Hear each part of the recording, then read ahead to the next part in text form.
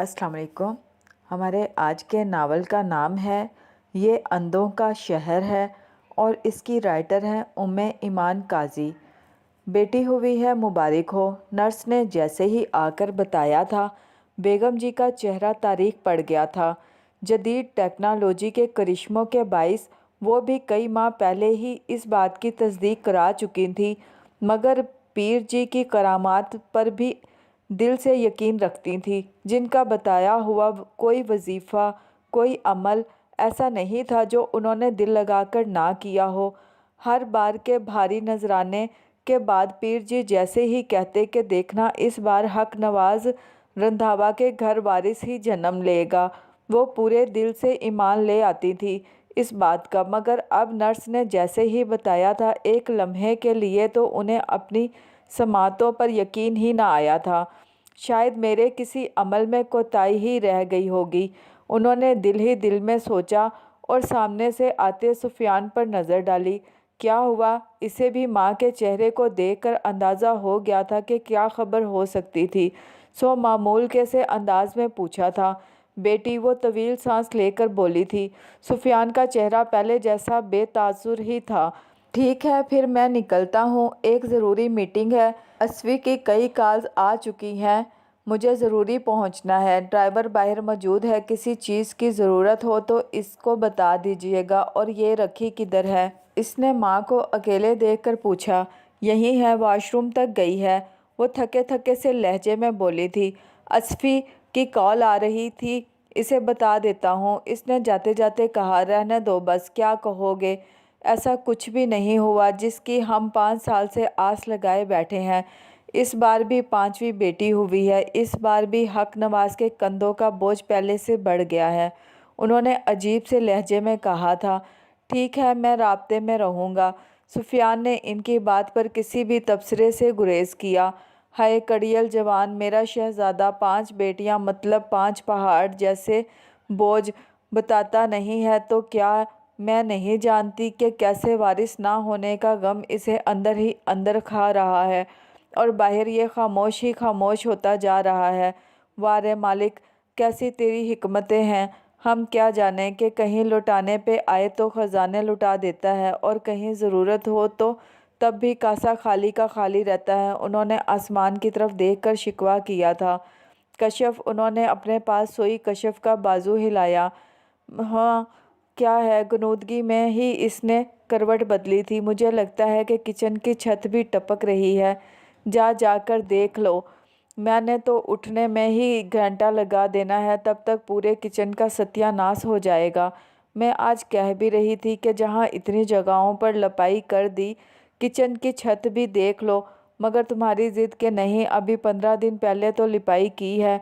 अरे भली मानस, बारिशें भी तो देखो कैसी तूफ़ानी है, मानो के रहमत ना हुई सारे गुनाहों की सज़ा हो गई। बरसने पर आती है तो रुकने का नाम ही नहीं ले रही।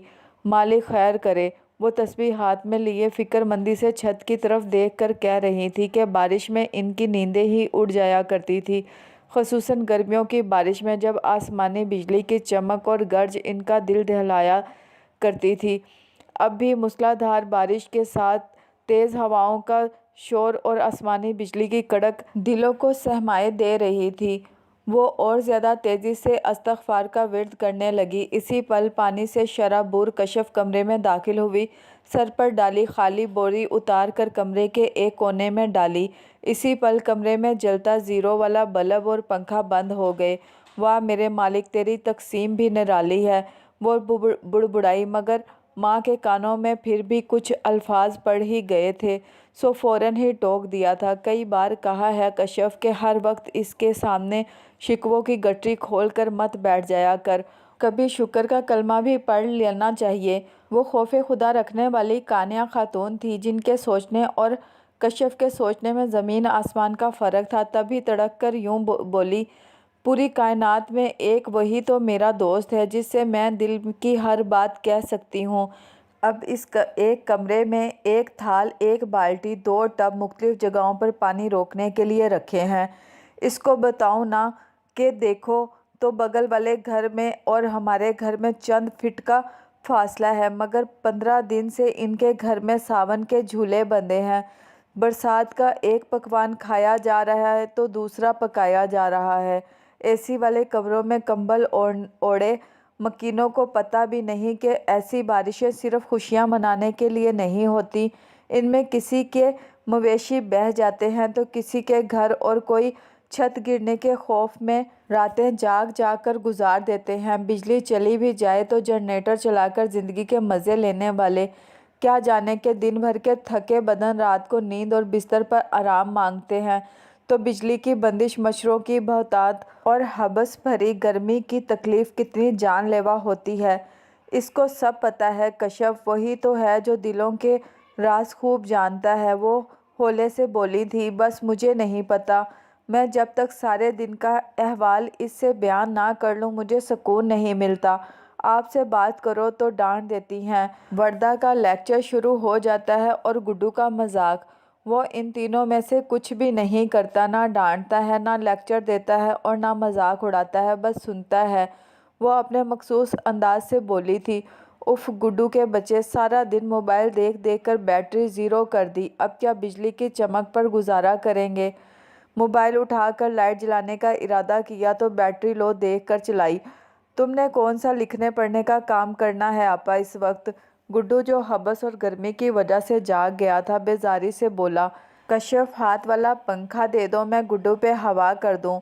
بیٹھی رہیں اماں وہیں، پاؤں سے معذور ہوں، ہاتھ سلامت ہے میرے، میں کر لوں گا خود کو ہوا۔ گڈو نہ جانے کیوں آج بیزار ہوا پڑا تھا، حالانکہ پولیو زدہ ٹانگ کے باوجود بھی وہ ایک خوش مزاج بچہ تھا۔ شاید مسلسل ہونے والی بارشوں کے بعد یہ جو بجلی کے علاوہ بے شمار مسائل تھے جن سے اس کی ماں اور کشف 24 گھنٹے نبرد آزما رہتی، ان کا اثر تھا کہ اس پر بھی کبھی کبھار چڑچڑا پن طاری ہو جایا کرتا تھا۔ یہ رب نواز صبح سے نظر نہیں آ رہا۔ دلہن کے گھر سے سارا سامان آ گیا، مہندی کا کم از کم اپنا جوڑا ہی دیکھ لے جو اس کے جاگے پہ پہننا ہے۔ ٹپکے پر ہیرا جڑوا کے دیا ہے میرے ابے نے۔ پتروں کی شادیاں تو ہر کوئی کرتا ہے حق نواز، مگر ابا تو بیٹی کی شادی اتنی شان سے کر رہا ہے کہ ایک دنیا واہ واہ کر رہی ہے۔ روبینہ فخر سے کہتے ہوئے کمرے میں آئی تھی جہاں حق نواز ابھی ابھی آ کر بیٹھے تھے۔ یہ تو ہے روبینہ بیگم، چاچے کا دل بہت بڑا ہے، مگر یہ تو نا انصافی ہوئی نا کہ ہماری شادی پر جاگے پر ٹپکا بندھائی میں پہنائی سونے کی انگوٹھی، اور چھوٹی بیٹی اتنی لاڈلی کہ اس کے میاں کو ہیرے ہی جڑوا کے دیے ہیں ٹپکے پر۔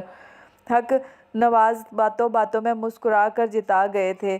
صبر تو کر لے حق نواز صاحب، وقت آنے پر آپ کو بھی پتہ چل جانا تھا کہ میرے ابے نے کبھی کسی ملازم کا حق نہیں مارا، میں تو پھر ان کی پیاری بیٹی ہوں، لیکن آپ نے جتا دیا ہے تو سن لیں، ابا جی نے دونوں دامادوں کے لیے ہیرے جڑے ٹپکے بنوائے ہیں، اب بتائیں کہ دلہا صاحب کدھر گم ہیں؟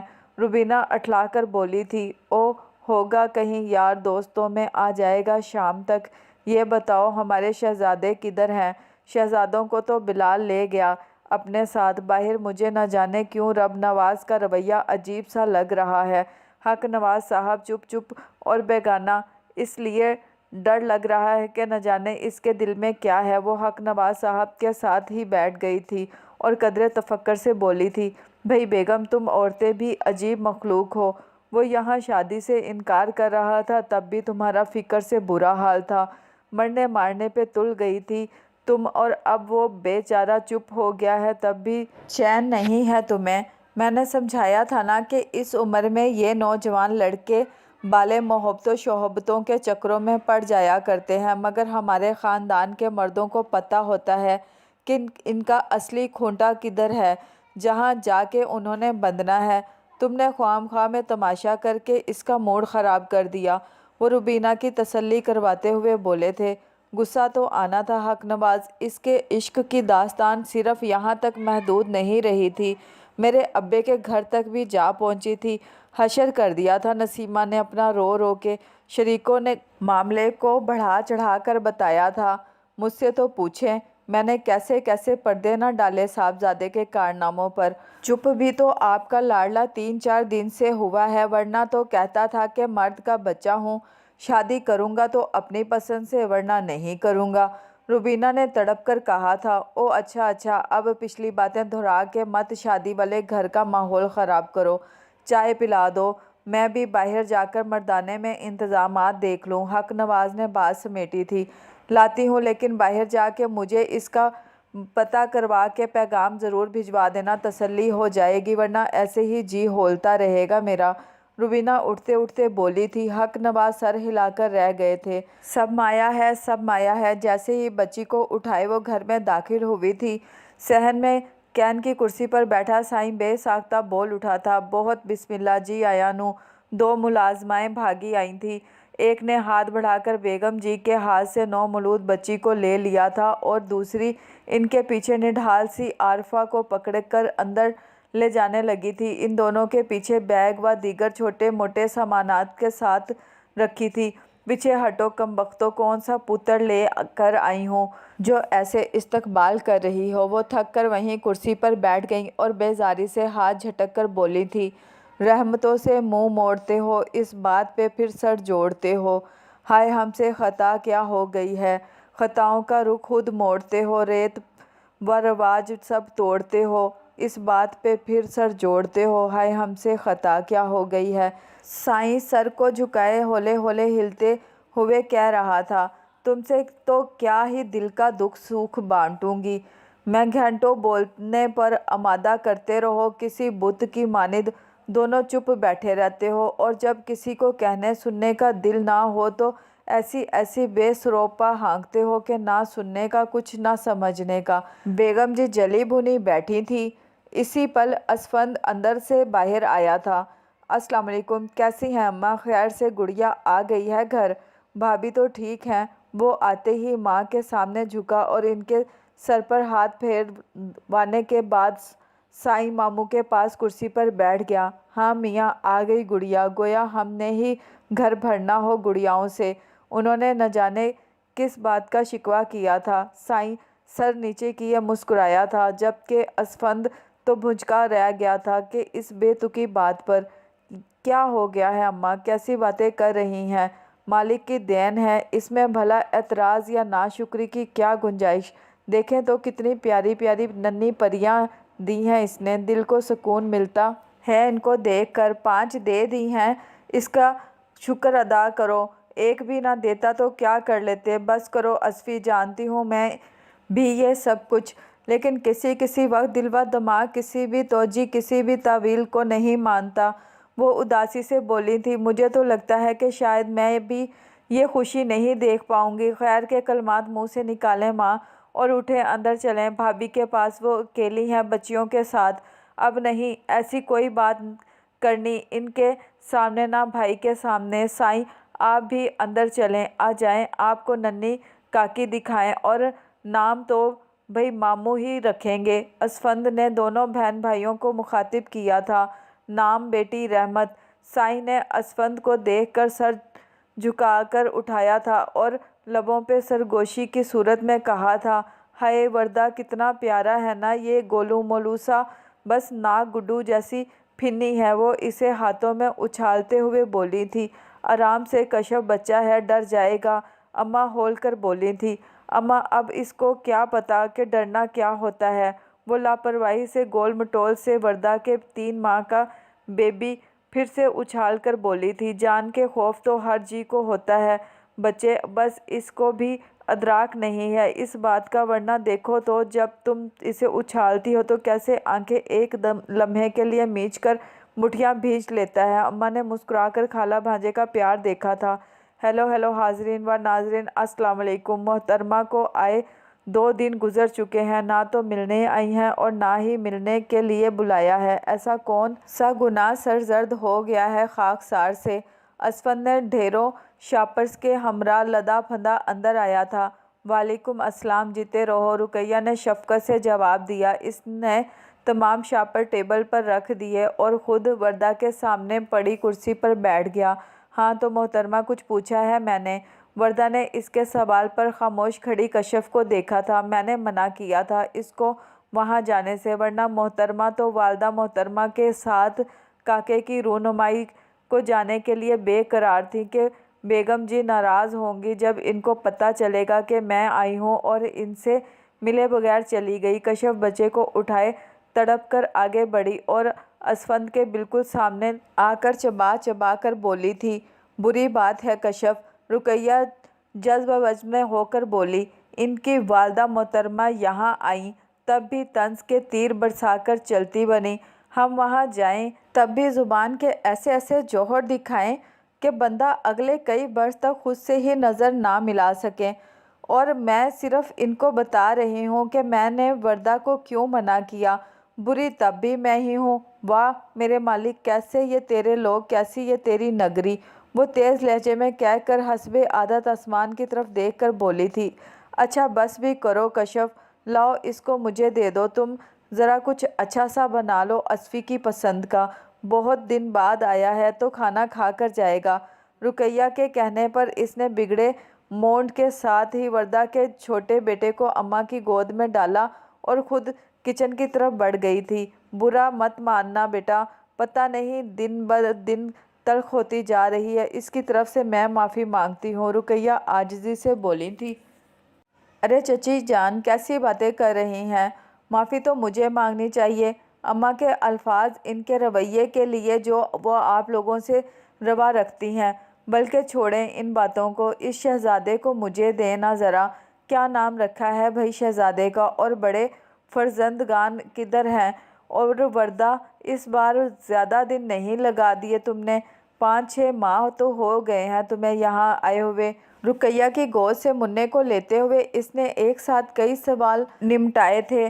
شہرام نام ہے اور بڑے شہزادے اپنی دادی اماں کے پاس ہیں، ان کے بغیر رہنے کی عادت نہیں ان دونوں کو، سو ان کے بابا نے کہا کہ تمہیں تنگ کریں گے، ان کو دادی کے پاس ہی رہنے دو۔ اور واقعی بہت دن ہو گئے تھے مجھے یہاں آئے ہوئے، شہری کی پیدائش پر اماں آ گئی تھی میرے پاس، پھر شہری اتنا بیمار ہو گیا کہ اس کی فکر میں ہی لگی رہی، اب ذرا سکون میسر آیا تو آ گئی اور تمہارے سامنے ہوں۔ وردہ نے تفصیلی بتایا تھا۔ خوشحالی یا آسودگی کے خوشی اور سکون کا احساس اس کے روح سے جھلک رہا تھا۔ اس کے ذہن میں عارفہ بھابھی چلی آئیں، چڑچڑی بیزار تھکی تھکی سی عارفہ بھابھی، 5 بچیوں کی یکے بعد دیگرے پیدائش، بیگم جی کا ہر وقت اولاد نرینہ کی کمی کا رونا، اور سفیان بھائی کا روکھا اور بے زار سا رویہ تھا جو دولت کی ریل پیل، زیورات کے ڈھیر اور مالی خوشحالی پر بھی حاوی ہو کر عارفہ بھابھی کے چہرے سے شادابی اور خوشی چھین چکا تھا۔ اور تم سناؤ اصفی کیسے ہو، بیگم جی بچیاں سب کیسے ہیں؟ وردہ نے سفیان کا نام لیے بغیر پوچھا تھا۔ اسفند اپنے خیالوں سے باہر آ کر اس کی طرف متوجہ ہوا تھا۔ سب ٹھیک ہے، کرم ہے پروردگار کا، ایک ننھی پری کا اضافہ ہوا ہے ہمارے ہاں، اور ماموں نے اس کو رحمت سفیان کا نام دیا ہے، بس ان کے منہ سے نکل گیا، ہم نے پکڑ لیا، سفیان نے قصداً مسکرا کر بتایا تھا۔ ارے بہت پیاری ہوگی یقیناً باقی بچیوں کی طرح، اور بیٹیاں تو ہوتی ہی رحمت ہے، مجھے اور احمد کو کتنا شوق تھا کہ ہمارے ہاں اس بار بیٹی ہو، مگر جو پروردگار کو منظور۔ مجھے بتایا تھا اماں نے، میں تو آنا بھی چاہ رہی تھی مگر وہ کہتے کہتے رک گئی۔ اسی پل ایک بیساکھی کے سہارے گڈو وہاں چلا آیا تھا، اسفند کو سلام کر کے بیساکھی کو کرسی کے سہارے لگا کر خود وہیں بیٹھ گیا۔ اور بھئی جوان ماشاءاللہ کافی امپرومنٹ نظر آ رہی ہے، اگلے ماہ کی اپائنٹمنٹ ہے ڈاکٹر سے، مجھے لگتا ہے کہ اس وزٹ پر وہ آپریشن کے لیے تاریخ دے دیں گے۔ اور یہ تم غائب کدھر تھے اتنی دیر سے؟ وہ وردہ کے بیٹے کو تھپکتا ہوا بولا جو اس کی گود میں ہی سو گیا تھا، نیند پوری کر رہا تھا۔ اسفند بھائی لائٹ اور مچھروں کا رات کو تو مقابلہ ہوتا ہے کہ کون زیادہ لوگوں کو تنگ کرتا ہے، سو کبھی مچھر جیت جاتے ہیں تو کبھی لائٹ، ان کمبختوں کی لڑائی میں پس رہی ہے ہم جیسی عوام۔ آج 3-4 گھنٹے کی مہربانی سے لائٹ موجود ہے تو سوچا اس سے بڑھ کر مصروف ہی کوئی نہیں کہ نیند ہی پوری کر لی جائے، وہ بھی نیند کے خمار میں تھا۔ میں نے تو کہا تھا کہ جنریٹر یا سولر نہیں اسفندر، تم پہلے ہی بہت کچھ کر چکے ہو ہمارے لیے اور کر رہے ہو، بس ہمیں تو اب ایسے ہی جینے کی عادت ہو گئی ہے۔ ویسے بھی سیانے کا قول ہے کہ اپنے بچوں کو مستقبل میں کامیاب دیکھنا چاہتے ہو تو اس کو موسموں کی شدت برداشت کرنے کی عادت ڈالو۔ دوسرے لائٹ بھی ہمیشہ ایسے نہیں کرتی، یہ تو ان برسات کے دنوں میں مسئلہ ہو رہا ہے، بس گزر جائے گا یہ وقت بھی مالک کے حکم سے۔ رقیہ نے اسفند کی بات ہی کاٹ دی تھی۔ ویسے اماں، سیانوں کو کہنا چاہیے تھا کہ اپنے بچوں کو بجلی کی عدم دستیابی اور مچھروں کی وافر دستیابی کی عادت ڈالو، مگر شاید اس وقت یہ دونوں مسائل نہیں ہوتے ہوں گے۔ گڈو کسی فلاسفر کیسے انداز میں بولا تھا۔ اسفند اس کی بات پر مسکرا دیا۔ اس کو مجھے دو، اسفی میں سلا دوں، اندر جا کے اور کشف کا پتہ کرتی آؤں کہ چائے کا کیا بنا۔ وردہ اٹھ کھڑی ہوئی اور شہرام کو لینے کے لیے ہاتھ آگے بڑھا دیے تھے۔ اسفند نے جیب میں ہاتھ ڈال کر 5,000 کے کئی نوٹ شہرام کے اوپر رکھ کر اسے وردہ کی طرف بڑھایا تھا۔ خبردار جو کچھ بولی تو اس کا ماموں ہوں اور حق ہے اس کا مجھ پر۔ مجھے پتہ ہوتا تو کوئی گفٹ لے کر آتا اس کے لیے، اس لیے بغیر چوں چاں کیے فوراً چلی جاؤ۔ وردہ کو کچھ بولنے کے لیے منہ کھولتا دیکھ کر اسفند نے رعب سے کہا تھا۔ وردہ نے شہرام کو لے لیا مگر انداز کشمکش والا تھا۔ اسفند، ہمیں ایسے زیر بار مت کرو بچے، اور یہ اتنا سارا سامان لانے کی کیا ضرورت تھی، اور لے ہی آئے تھے تو اس تردد کی چندہ ضرورت نہیں تھی۔ اچھا نا ماں، آپ کے اور اسفی بھائی کے مابین یہ ڈائیلاگز اب ہمیں ازہر ہو چکے ہیں، اس لیے پلیز یا تو اسٹوری میں کوئی انوویشن لائیں یا ڈائیلاگز چینج کر لیں۔ Wanted change now. گڈو نے اینک کو ناک کی پھاٹک سے گھسیٹ کر آنکھوں پر ٹکایا۔ دیکھو اب آج کل کے بچوں کی باتیں۔ رقیہ بیچاری شرمندہ ہو کر رہ گئی۔ اسفندر مسکرا دیا تھا۔ ہاں، کہانی میں ٹوئسٹ آتا ہے جب ہوتی ہے منظر کا کردار کشف بی بی۔ آہا ہا، کیا ماحول اور منظر کے حساب سے ڈائیلاگز داغتی ہیں کہ کمزور دل تو وہیں پر ڈھیر ہو جائے۔ بس اسفی بھائی جیسا شیر مسکرا کر سہ جاتے ہیں۔ گڈو کی اگلی بات پر اسفند کا کہکا بے ساختہ تھا۔ رقیہ بھی سر جھٹک کر مسکرائی تھی۔ میں جا رہا ہوں، اس نے کچن میں جھانک کر کہا تھا۔ دیسی ٹائپ کے کچن میں نیچے پیڑھی پر بیٹھی، دو چائے کے کپ سامنے رکھے نہ جانے کن سوچوں میں بیٹھی تھی، اسفند کے کہنے پر تڑک کر کہا تھا، گارڈ آف آنر دینا ہے یا 21 توپوں کی سلامی؟ ارے نہیں بھائی، مسکرا کر رخصت کر دو، دونوں اعزاز خود بخود مل جائیں گے۔ وہ مسکرا کر کچن میں ہی آ گیا تھا۔ محبت بھی بھرے پیٹ کے ساتھ ہی سجتی ہے۔ ہم جیسوں کی محبت تو ناک کے راستے باہر نکل جاتی ہے جب یہ ٹپکتی چھتیں معاشی مسائل اور بیماری کا ہمہ وقت ساتھ دیکھتی ہیں۔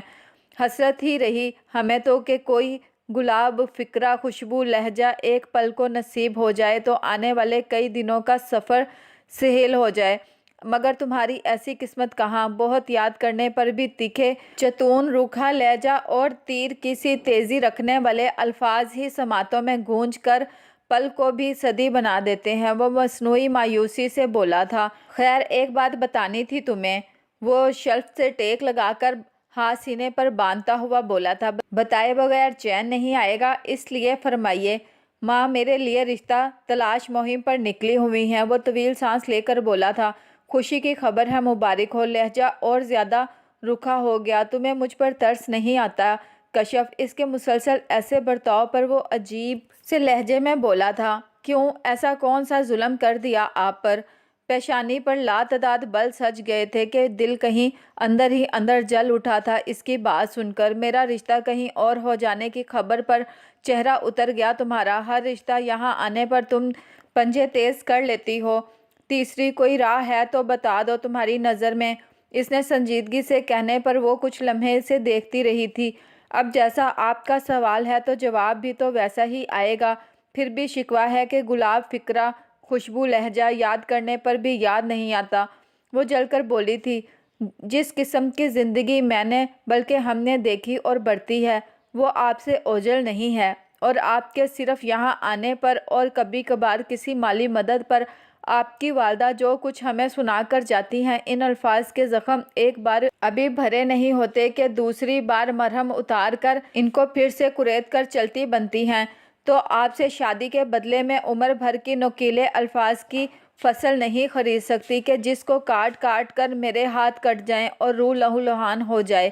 آپ کی ماں کی طرف سے مجھے زندگی بھر عزت بھرے رویے تو کیا नरमी से भरी एक नज़र की भी उम्मीद नहीं है। सो आपके जज्बात की मेरे दिल में कदर एक तरफ, मेरे दिल में आपकी जगह भी एक तरफ। मुझे मोहब्बत से महरूमी कबूल है, बेइज्जती के साथ जीना नहीं मंजूर। इसलिए ना तो मेरे उतरे चेहरे को देखें, ना अपने शोर मचाते दिल को। और जहाँ आपकी वालदा कहती हैं वहाँ शादी कर लें। इसके करीब आकर इसने बात मुकम्मल की और वहाँ रुकी नहीं थी, किचन से बाहर निकल गई थी। वो सामने सीधा रास्ता है, पर इस पर चलना मुश्किल है। बस करना होगा ये तुमको कि 2 रो या इस पगडंडी पर कुछ बीज गिराने हैं हमको, इखलास एसार मुरव्वत के। फिर देखना फसल क्या फूटेगी, तुम शशदर रह जाओगे। नेमत उल्फत मोहब्बत के सब पेड़ मिलेंगे इसी रास्ते पर, तुम ना भी तोड़ोगे फिर भी झोलियाँ भर भर जाएंगी। वो सामने सीधा रास्ता है। साईं अपनी मखसूस कुर्सी पर बैठकर सामने रखी मेज़ पर लिख भी रहे थे और ज़ेरे लब पढ़ भी रहे थे। असफंद की समातों में आखिर के चंद अल्फाज ही पढ़े थे। इनके सामने आकर बैठ गया। यार सुने मामू, मुझे लगता है कि आपके अंदर एक नहायत दर्दमंद, हसास और टूटा हुआ शख्स जुड़ा बैठा है, क्योंकि आपकी बातें किसी आम इंसान की बातें नहीं हैं। समझो तो इनमें कई राज बोलते हैं, कई अनकहे दुख नज़र आते हैं। माँ बताती हैं कि आप कुछ पढ़े लिखे भी थे, तो ये सिर्फ़ एक बुखार नहीं लगता मुझे जिसने आपकी ये हालत कर दी। कुछ ना कुछ तो ऐसा ज़रूर हुआ है आपके साथ कि जिसे आप बर्दाश्त नहीं कर पाए। वो साईं के झुके सर को देखकर बोला था, मगर साईं ने पहले कब किसी बात का जवाब दिया था जो आज देते। अब बुड़बुड़ाना बंद कर दिया था उन्होंने। बस मेज़ पर इनके दाएं हाथ की उंगली कुछ लिखी जा रही थी। अच्छा साईं मामू, एक काम करते हैं। वो पुरजोश हुआ। मैं आपको डायरी और कलम ला कर दूंगा, आप जो भी बोलते हैं इस पर लिख लिया करें, देखिएगा आपको कितना अच्छा लगेगा। असफन की बात पर साईं की उंगली एक लम्हे को थमी थी। इसी पल चाय के ट्रे के हमरा मुलाजमा और इसके पीछे पीछे बड़ी बेगम चली आई थी। मुलाजमा को वापस जाने का इशारा करके उन्होंने चाय का कप भरकर साईं के आगे रखा और फिर असफंद को चाय देने के बाद संजीदा लहजे में बोली थी, तुम कल फिर वहाँ गए थे? कहाँ? असफंद ने चाय का घूंट भरकर कप वापस टेबल पर रखा। साईं कुछ सोचते हुए चाय पी रहे थे। मंजर का हिस्सा होते हुए भी वो वहाँ मौजूद नहीं थे। तुम अच्छी तरह जानते हो कि मैं क्या कह रही हूँ। बहरहाल मैंने लड़की वालों को बुलाया है कल खाने पर, लड़की भी साथ आएगी। तुम देख लेना, मिल लेना। अच्छी पढ़ी लिखी खूबसूरत लड़की है, पसंद आएगी तुम्हें। मैं अगले माह ही तुम्हारी शादी का प्लान बनाए बैठी हूँ, उन्होंने चाय पीते हुए इत्मीनान से कहा था। आप 1000 लड़कियों को बुला लें खाने नाश्ते पर, मुझे कोई सरोकार नहीं है। मैं आपको बता चुका हूँ, जहाँ मैंने शादी करनी है वहाँ नहीं तो कहीं और भी नहीं। असफंद ने चाय का कप खाली करके मेज़ पर रखा था। इतने में सफियान भी वहाँ आन मौजूद हुआ था। क्यों ज़िद करती हैं माँ, कर दें असफी की शादी कश्यप के साथ। इसने शायद माँ और भाई की बहस का आखिरी फिक्रा सुन लिया था। सो बैठते हुए माँ से इल्तिजाया अंदाज में कहा था, ऐसा होना क़यामत तक मुमकिन नहीं है। ये जानता है मैं मर जाऊंगी मगर इस लड़की को अपनी बहू नहीं बनाऊंगी। वो भी बाजिद थी और ज़िद्दी लहजे में बोली थी, बस तो फिर मैं भी मर जाऊंगा। कश्यप के अलावा किसी और से शादी नहीं करूंगा, किसी मामूल के अंदाज में कहता वो उठ खड़ा हुआ था। सुफियान ने बेबसी से माँ के तने हुए चेहरे पर नज़र डाली थी। साईं मामू क्या हुआ? असफंद की निगाह साईं मामू पर पड़ी थी। इनकी आंखें ऊपर को चढ़ी हुई थी, जिस्म लरज़ रहा था और होंठों से झाग निकल रहा था।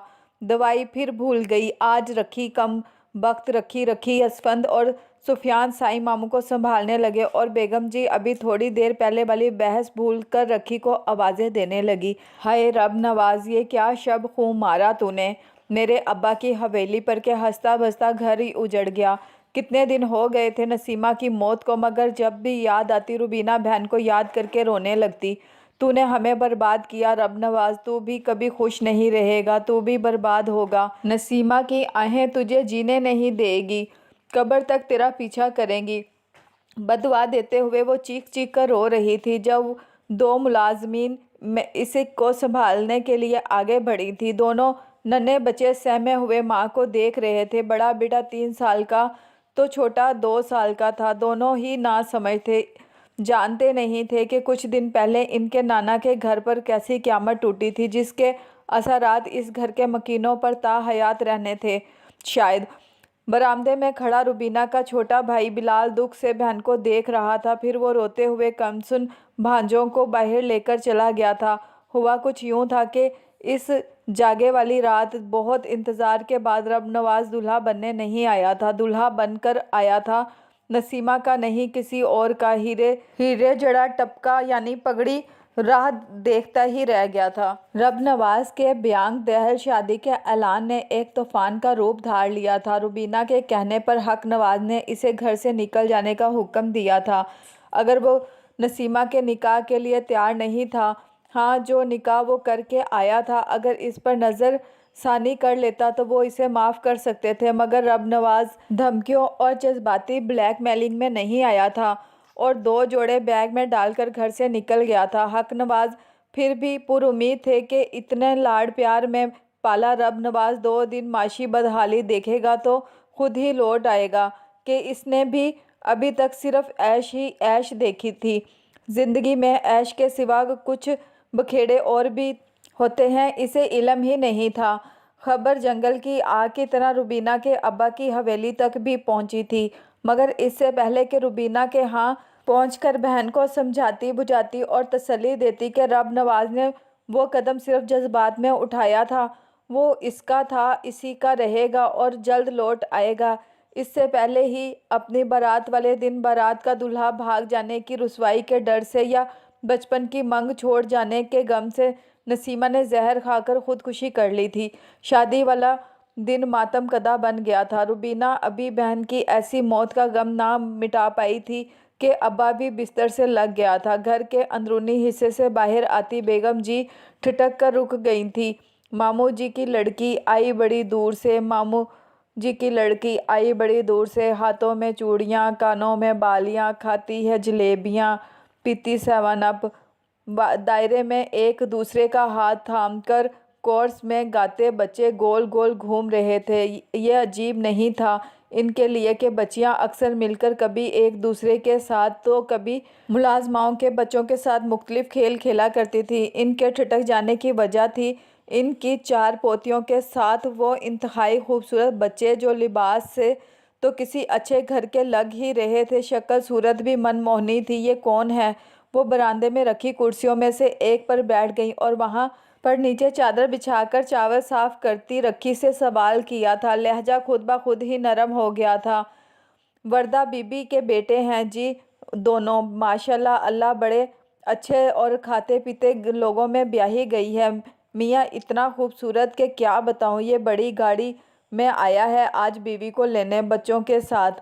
بچے تو یہاں نانی کے گھر کم کم آتے ہیں، دادی کے ساتھ ہی ہوتے ہیں کہ دادی ان کے بغیر ایک پل بھی نہیں رہ سکتی۔ بچے بھی آسائشات میں پلے ہیں، نانی کے گھر وہ ددیالی مزے نہیں ہوتے۔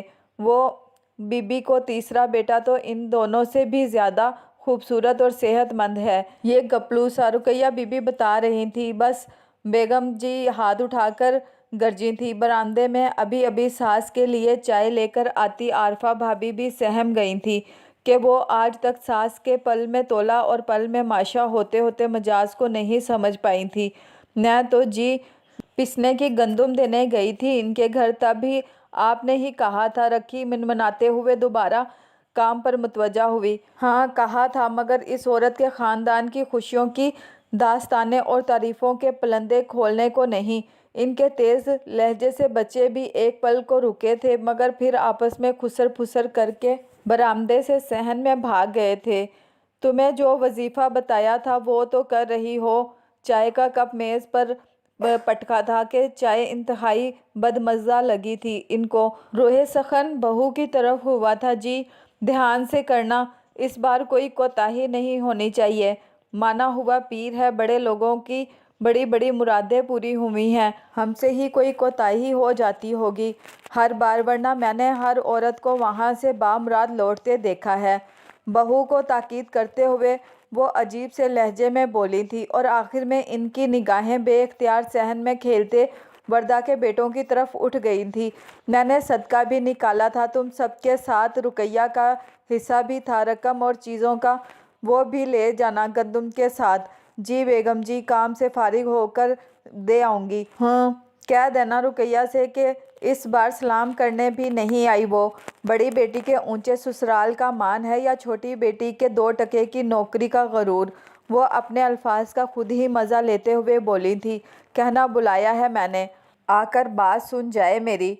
लबों पर अजीब सी पुरस्रार मुस्कुराहट सजाए उन्होंने कहा। आरफा गहरी सांस लेती वहाँ से उठने लगी थी। तुम कहाँ चली? रहमत को अकेला सुलाकर आई थी, जाग ना गई हो? होले से कहती वो अंदर बढ़ गई थी। अंदर कमरे में साईं मामू नन्ही रहमत की उंगली थामे होले होले कह रहे थे, मासूम परी, तेरी हीरे धमकती आंखों में ये हैरत कैसी है? झलकता है जो इन आँखों में, वही दर्द मुझे सुलगाता है, कभी धीरे से कभी सरपट सा। सुनो, तुमसे असफ़ी ने कुछ कहा? वरदा ने काल पर पूछा था। कहता ही रहता है कुछ ना कुछ, पता नहीं तुम क्या कह रही हो, वो बेनियाजी से बोली थी। और वरदा को इस पल इसकी बेनियाजी पर रश्क आया था। वो कह रहा था कि मैं तुम्हें समझाऊं कि वो निकाह करना चाहता है तुमसे, अम्मा को भी मना लेगा, रुखसती भी तभी होगी जब इसकी माँ मान जाएंगी। बस वो इस मामले को मज़ीद लटकाना नहीं चाहता, और इसकी माँ ना मानी तो वो मान ही नहीं सकती। ममता कुछ लोगों की सरशत में होती ही नहीं है। एक उंगली में बालों की लट लपेटे वो दूसरे हाथ से सेल फोन कान से लगाए सीढ़ियों पे बैठी थी। असफ़ी कह रहा था, अगर तुम चाहो तो वो सुफियान को भी ले आएगा और साईं मामू को भी।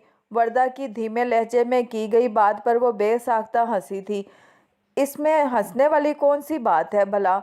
सुफियान इसका बड़ा भाई है, और साईं जैसे भी सही घर के बड़े मर्द तो हैं ना। वरदा बुरा मानकर बोली थी। साईं मामू, जिनका नाम जानती हो साईं क्यों पड़ा? क्योंकि एक अरसा से वो घर, रिश्तों, वक्त और ख़ुद से भी बेनियाज हैं। मौलवी इनके दस्तखत भी नहीं लेगा कि गवाह की ज़हनी हालत भी मैंने रखती है।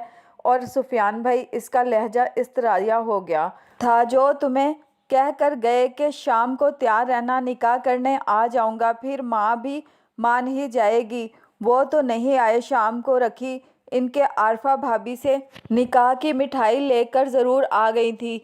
निकाह के लिए दिया जाने वाला जोड़ा और अंगूठी आज भी तुम्हारी अलमारी के निचले खाने में हैरान पड़े तुम्हारी ना तमाम हसरतों का मातम करते नज़र आते हैं, और ढूंढते हैं इस शख्स को जिसने ना जाने क्या क्या ख्वाब तुम्हारी आंखों में सजा कर वो जोड़ा और अंगूठी तुम्हें थमाए थे।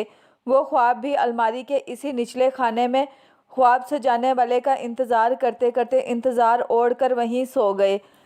आह सुफियान भाई, इसने क्या क्या ना याद दिलाया था कि वरदा के हलक तक में कड़वा धुआं उतरता चला गया था। सच बताओ, क्या तुम्हें वो सब नहीं रुलाता जो 5 साल से मुझे सोने नहीं देता? इसके आंच देते सवाल पर वरदा साख्त रह गई थी, मगर फिर संभल कर बोली थी कि झूठ नहीं बोलूँगी। कशफ के बहनों का रिश्ता ही तो दुनिया का वाहिद रिश्ता है जिसमें झूठ, बनावट और तसना का दूर दूर तक वास्ता नहीं होता।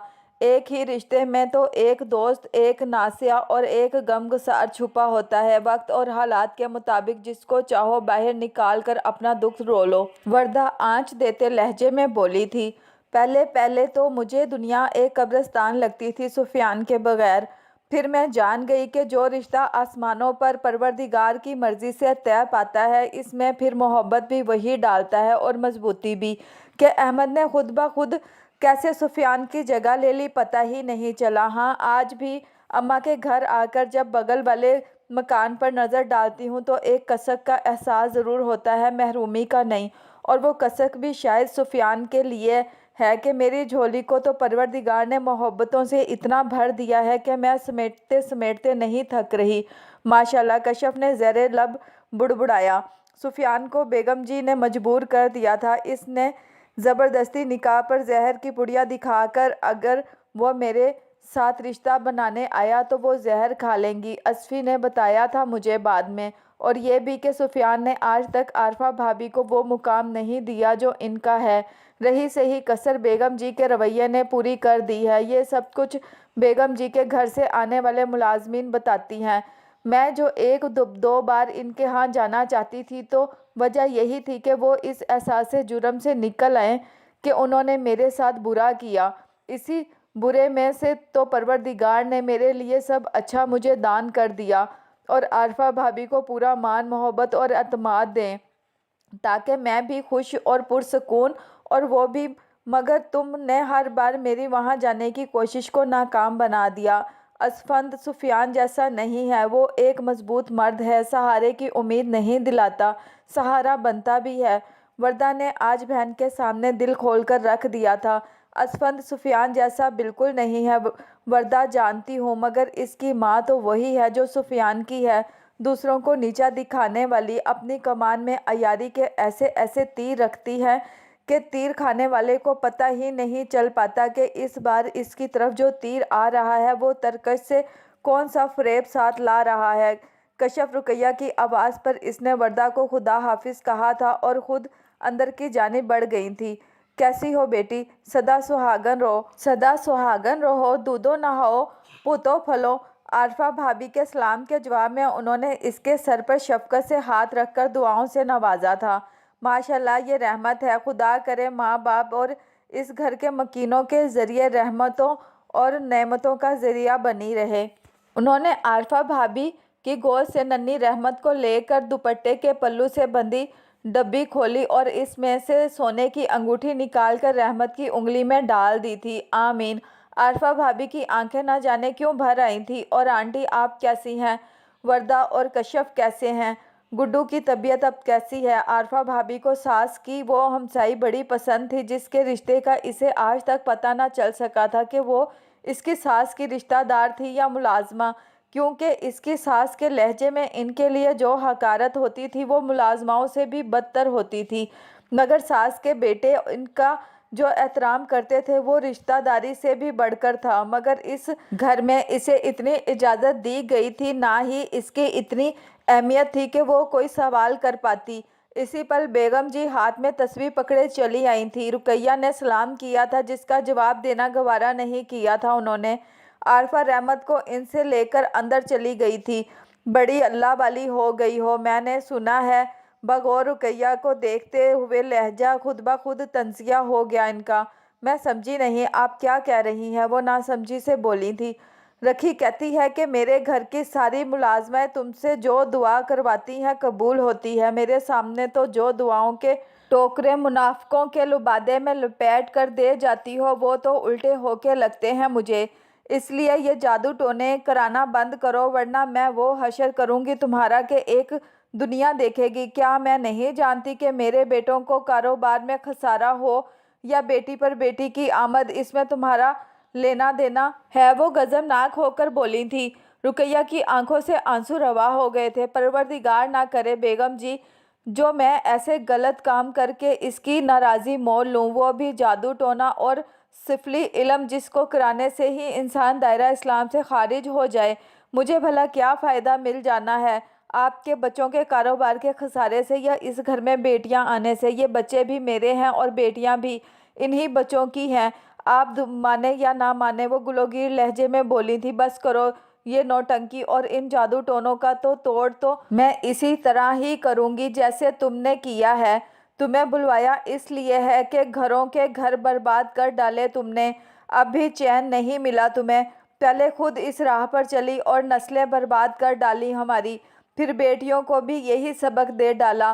وردہ سے بامشکل جان چھڑائی تھی کہ کشف کسی بلا کی طرح میرے اسفی کے پیچھے پڑ گئی ہے، تمہارے جیسی خبیث عورت کو تو سنگسار کر دینا چاہیے، مگر میں نے تمہیں جگہ دی، سہارا دیا، رزق دیا تو صرف مرحوم کا سوچ کر کہ پھر بھی تمہاری اولاد کو اس دنیا میں لانے کا وسیلہ وہی بنا تھا، اور تم ہو کہ اس وسیلے کو پکڑ کر میرے سر پر بیٹھنے کی تیاری کر رہی ہو بیٹیوں کو ڈھال بنا کر۔ بس کر دیں بیگم جی، خدا کا واسطہ ہے بس کر دیں۔ خدا گواہ ہے کہ میں نے کبھی بھی آپ کی برابری کا نہیں سوچا، جب مجھے مقام دینے والا ہی چلا گیا تو میں کس بڑتے پر یہ سب کروں گی؟ میں تو آپ کے احسانات اتارنے کے قابل نہیں ہوں جو آپ نے مجھ پر میرے بچوں پر کیے۔ کشف بھی ایسا نہیں چاہتی، وہ تو بس اسفی میاں، وہ روتے کہتے ہوئے چپ ہو گئیں۔ ہاں سب سمجھتی ہوں میں، انہوں نے نخوت سے سر جھٹکا۔ بہرحال میں نے اس لیے بلایا ہے کہ جلد از جلد اس کشف کو ٹھکانے لگاؤ۔ وہ ٹلے گی تب ہی اصفی ہوش کے ناخن لے گا۔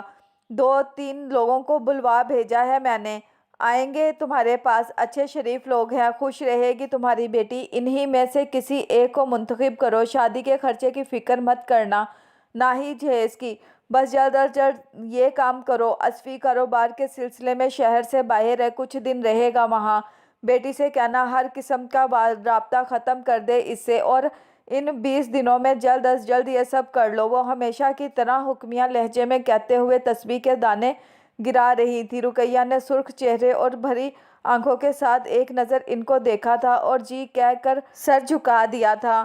یہ اندھوں کا شہر ہے، یہاں آئینوں کا کیا کام؟ جس دل میں کلک پھیلی ہو وہاں روشنی کا کیا کام؟ اس ظالم نگری میں محبتوں کا بھلا کیا کام؟ ہوا، روشنی، خوشبو سنو، یہاں تم سب کا کیا کام؟ ان بغض نفرتوں کے ڈیرے ہیں، بھلا امن و آتشی کا کیا کام؟ برآمدے میں فرش پر بیٹھا ہوا سائیں ماموں بڑبڑا رہا تھا۔ شادی؟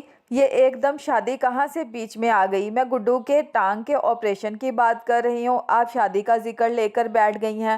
وہ بیزاری سے بولی تھی۔ ہو جائے گا آپریشن بھی، اصفی نے ٹائم لے لیا ہے ڈاکٹر سے، تم فکر مت کرو، بس کل کچھ عورتیں آئیں گی تمہیں دیکھنے، اسکول سے جلدی آ جانا۔ اس کے بغور دیکھنے پر رقیہ نظریں چرا کر تکیے پر غلاف چڑھاتے ہوئے بولی تھی، بالکل آ جاؤں گی، مل بھی لوں گی ان عورتوں سے، اگر جو آپ سچ بتا دیں کہ آج کیا بات ہوئی ہے، روئی کیوں ہیں، اور ایک دم سے آپ کو میری شادی کیسے یاد آ گئی ہے۔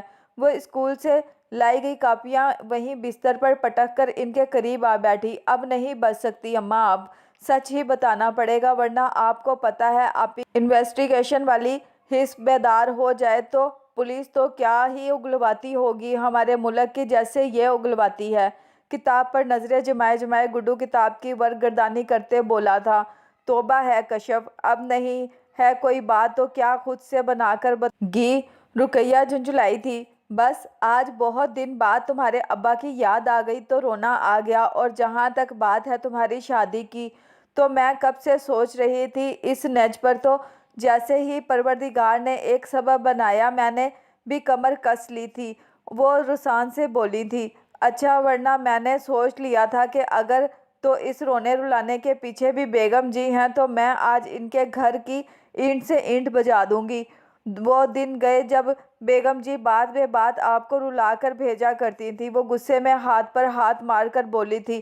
گڈو نے آنکھیں گول گول گھمائی تھیں، اماں مجھے ابھی شادی نہیں کرنی، گڈو ٹھیک ہو کر چلنے لگ جائے، آپ کا بھی کوئی ایسا بندوبست کرنا ہے مجھے کہ معاشی حوالے سے آپ اور گڈو کے بارے میں سوچ سوچ کر مجھے پریشان نہ ہونا پڑے، پھر دیکھ لیں گے یہ شادی بھی۔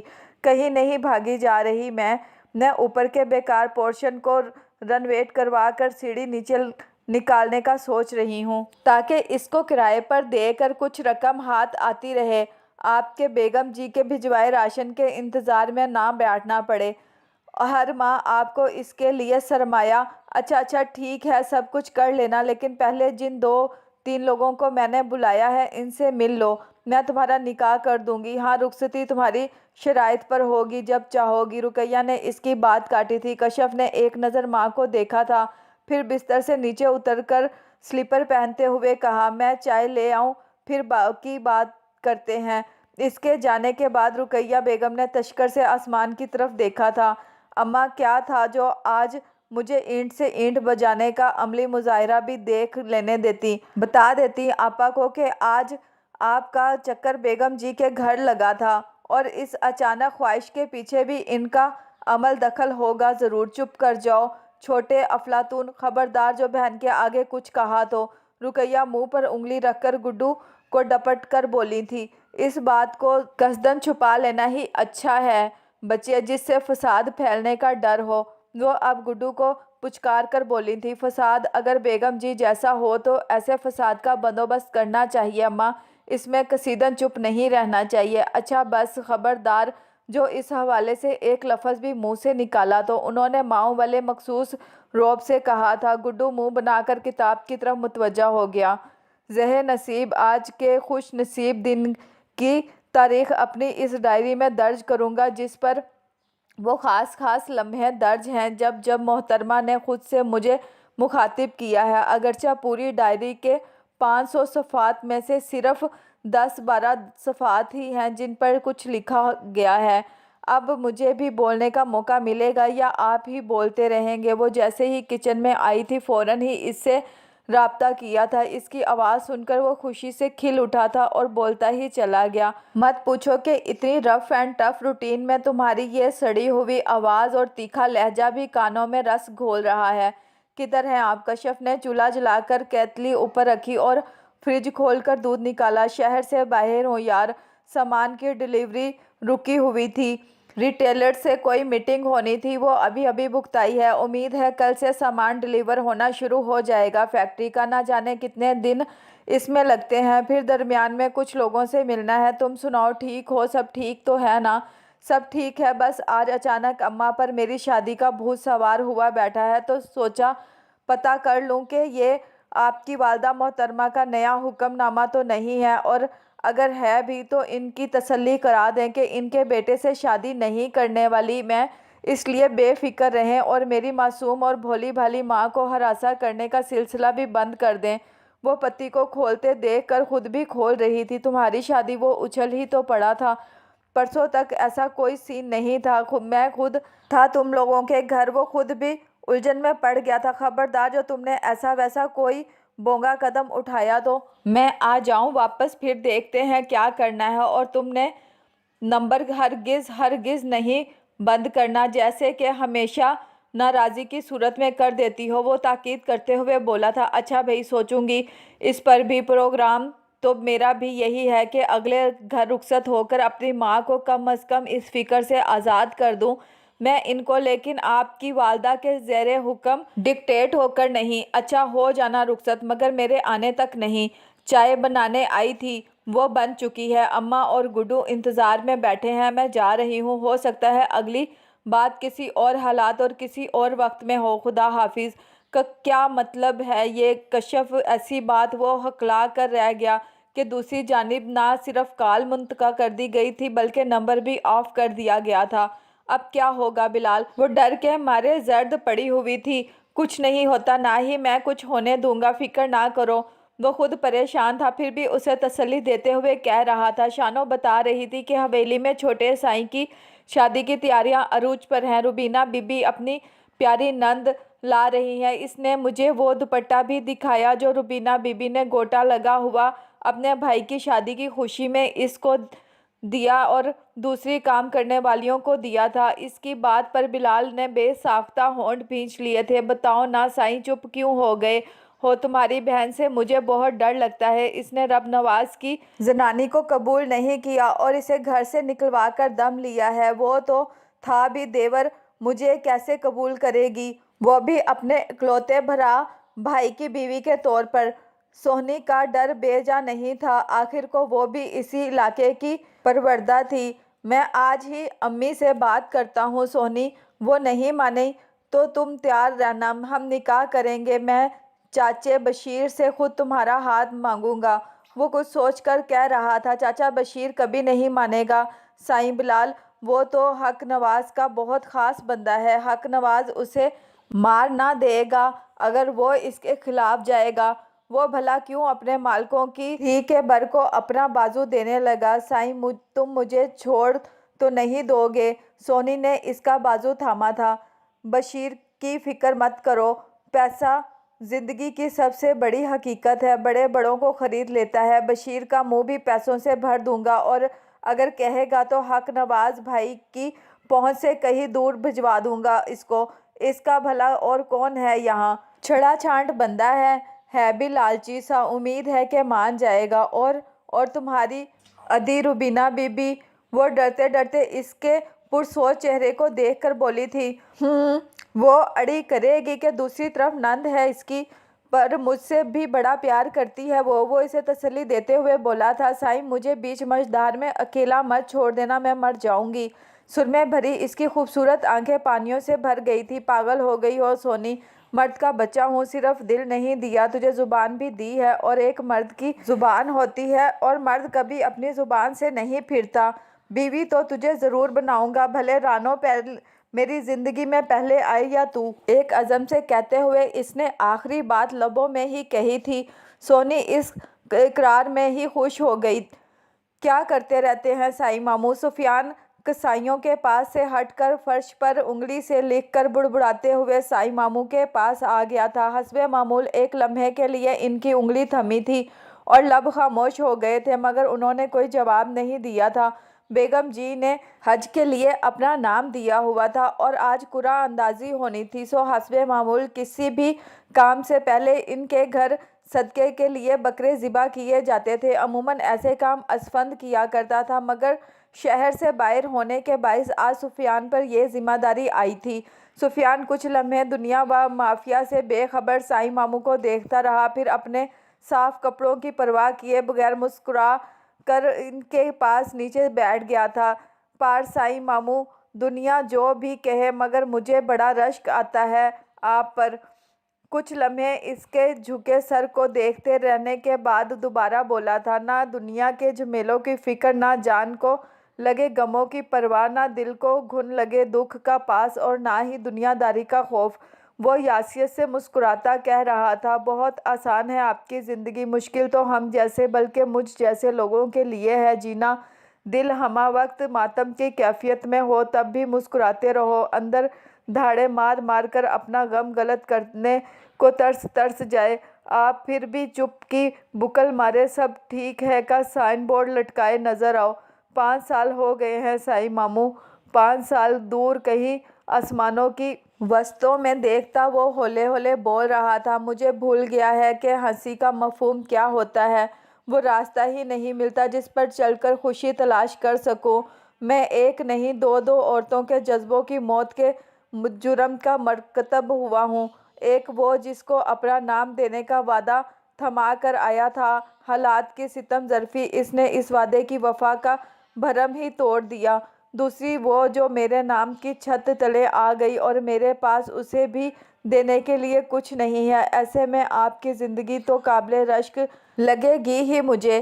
کام ہو گیا ہے جناب، نہ جانے کب تک وہ اپنی ذات کے اسرار سائی ماموں کے سامنے کھولتا رہتا اگر جو کسائی اسے آواز دے کر نہ پکارتا۔ بیگم جی بہت دنوں بعد رقیہ کے ہاں آئی تھی۔ رقیہ کا بس نہیں چل رہا تھا کہ ان کی راہوں میں پھول بچھا کر ان کا استقبال کرتی۔ یہاں رکھ دو یہ سب اور تم جاؤ، انہوں نے اپنے ساتھ آئی رکھی کو کہا جس نے سرخ رومال میں کچھ اٹھا رکھا تھا۔ حکم کی تکمیل کرتے ہوئے رکھی نے وہ پوٹلی چارپائی پر رکھی اور سلام کرتی رخصت ہو گئی تھی۔ آپ نے کیوں تکلیف کی بیگم جی، مجھے بلوا لیا ہوتا، رقیہ نے عاجزی سے کہا تھا، اور اس پل کشف کی شکل دیکھنے والی تھی۔ اسے اماں کی مشہور زمانہ عاجزی زہر لگتی تھی۔ اس کا ماننا تھا کہ انسان کی فطرت میں چھپا ہر جذبہ ہر انسان کے لیے نہیں ہوتا، اور عاجزی تو ہرگز نہیں۔ بہت دفعہ اپنے صحیح جذبے کا استعمال غلط انسان پر کر کے ہم اپنے جذبے کو ہی بے مول کر ڈالتے ہیں۔ وہ ہمیشہ کہتی تھی کہ بیگم جی کے ان پر واقعی ہی بہت احسانات ہیں، مگر اسے یقین ہے کہ بیگم جی کو ان احسانات کا بھی کبھی اجر نہیں ملے گا، کیونکہ وہ ان احسانات کو جتا جتا کر اپنی نیکی کو ہی رول دیتی تھیں۔ اس بات پر رقیہ کی اور اس کی بحث ہو جایا کرتی تھی۔ ہمیں بھی پتہ ہے اماں کہ بہت کم لوگ دنیا میں کسی بھی غریب رشتہ دار کی اتنی مدد کرتے ہیں جتنی بیگم جی کرتی ہیں، اور ہم یہ بھی جانتے ہیں کہ ہمارا ہاتھ لینے والا اور ان کا دینے والا ہے، لیکن دینے والے کو ہمیشہ اپنے ظرف کو بھی بلند رکھنا چاہیے، کسی کی عزت نفس کو بار بار نہیں کچلنا چاہیے کہ لینے والے کو دینے والے سے نفرت ہی ہونے لگے۔ ہر بار جب بھی بیگم جی مالی مدد کے بغیر ہزار ہاں جتاتی تو اسے وہ خاتون زہر لگنے لگی تھی، اوپر سے اماں کا بچ بچ جانا۔ ایسے میں رقیہ اندر ہی اندر ہول جاتی، یہ سوچ کر کہ اچھا ہی ہوا جو بچوں کو اصل حقیقت کا پتہ ہی نہیں تھا، ورنہ وردہ تو شروع سے ہی سلحجو تھی، کشف تو نہ جانے کیا کر ڈالتی، اور زبانی کلامی کمک فراہم کرنے میں گڈو بھی اس سے کم نہیں تھا۔ بچوں کو شروع سے یہی حقیقت پتہ تھی کہ وہ لوگ آپس میں دور پرے کے رشتے دار تھے، اور رقیہ کا خاندان بیگم جی کے خاندان کا ملازم بھی تھا۔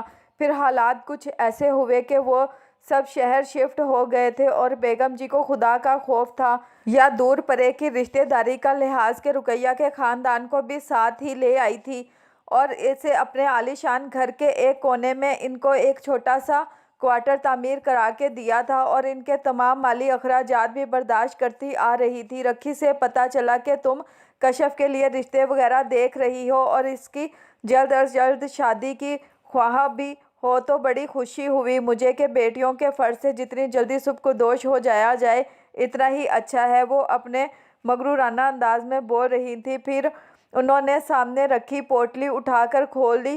اس میں ایک سرخ ڈبہ رکھا تھا جو کہ عموماً زیورات رکھنے کے لیے استعمال ہوتے ہیں۔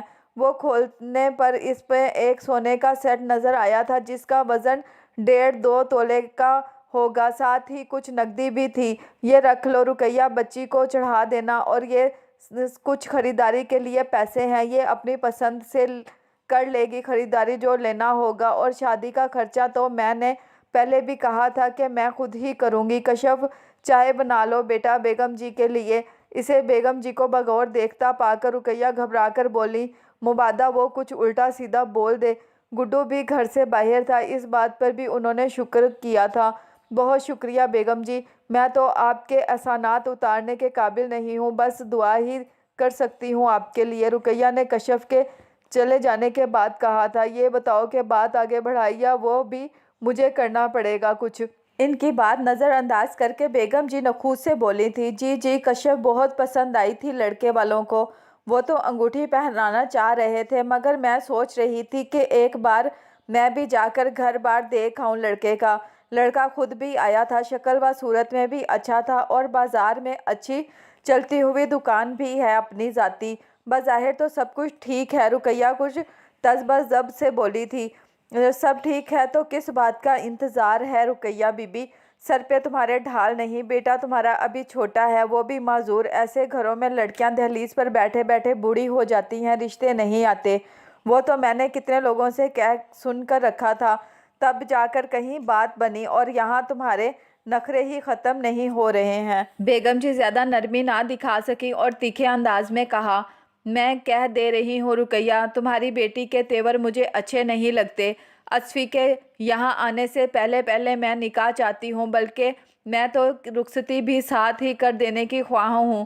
یہ تو تمہاری ضد ہے کہ رخصتی کچھ دنوں بعد ہو، اس لیے مجھے خصوصی آنا پڑا ہے۔ رکھی کو بھیجتی ہوں، اس کے ساتھ آج ہی لڑکے کے ہاں جاؤ اور ہاں کرتی آنا، کل وہ آ جائیں گے نکاح کی تاریخ لینے۔ اگلے ہفتے کی کوئی سی تاریخ دو، اور خبردار جو اصفی کو بھنک بھی پڑی تو۔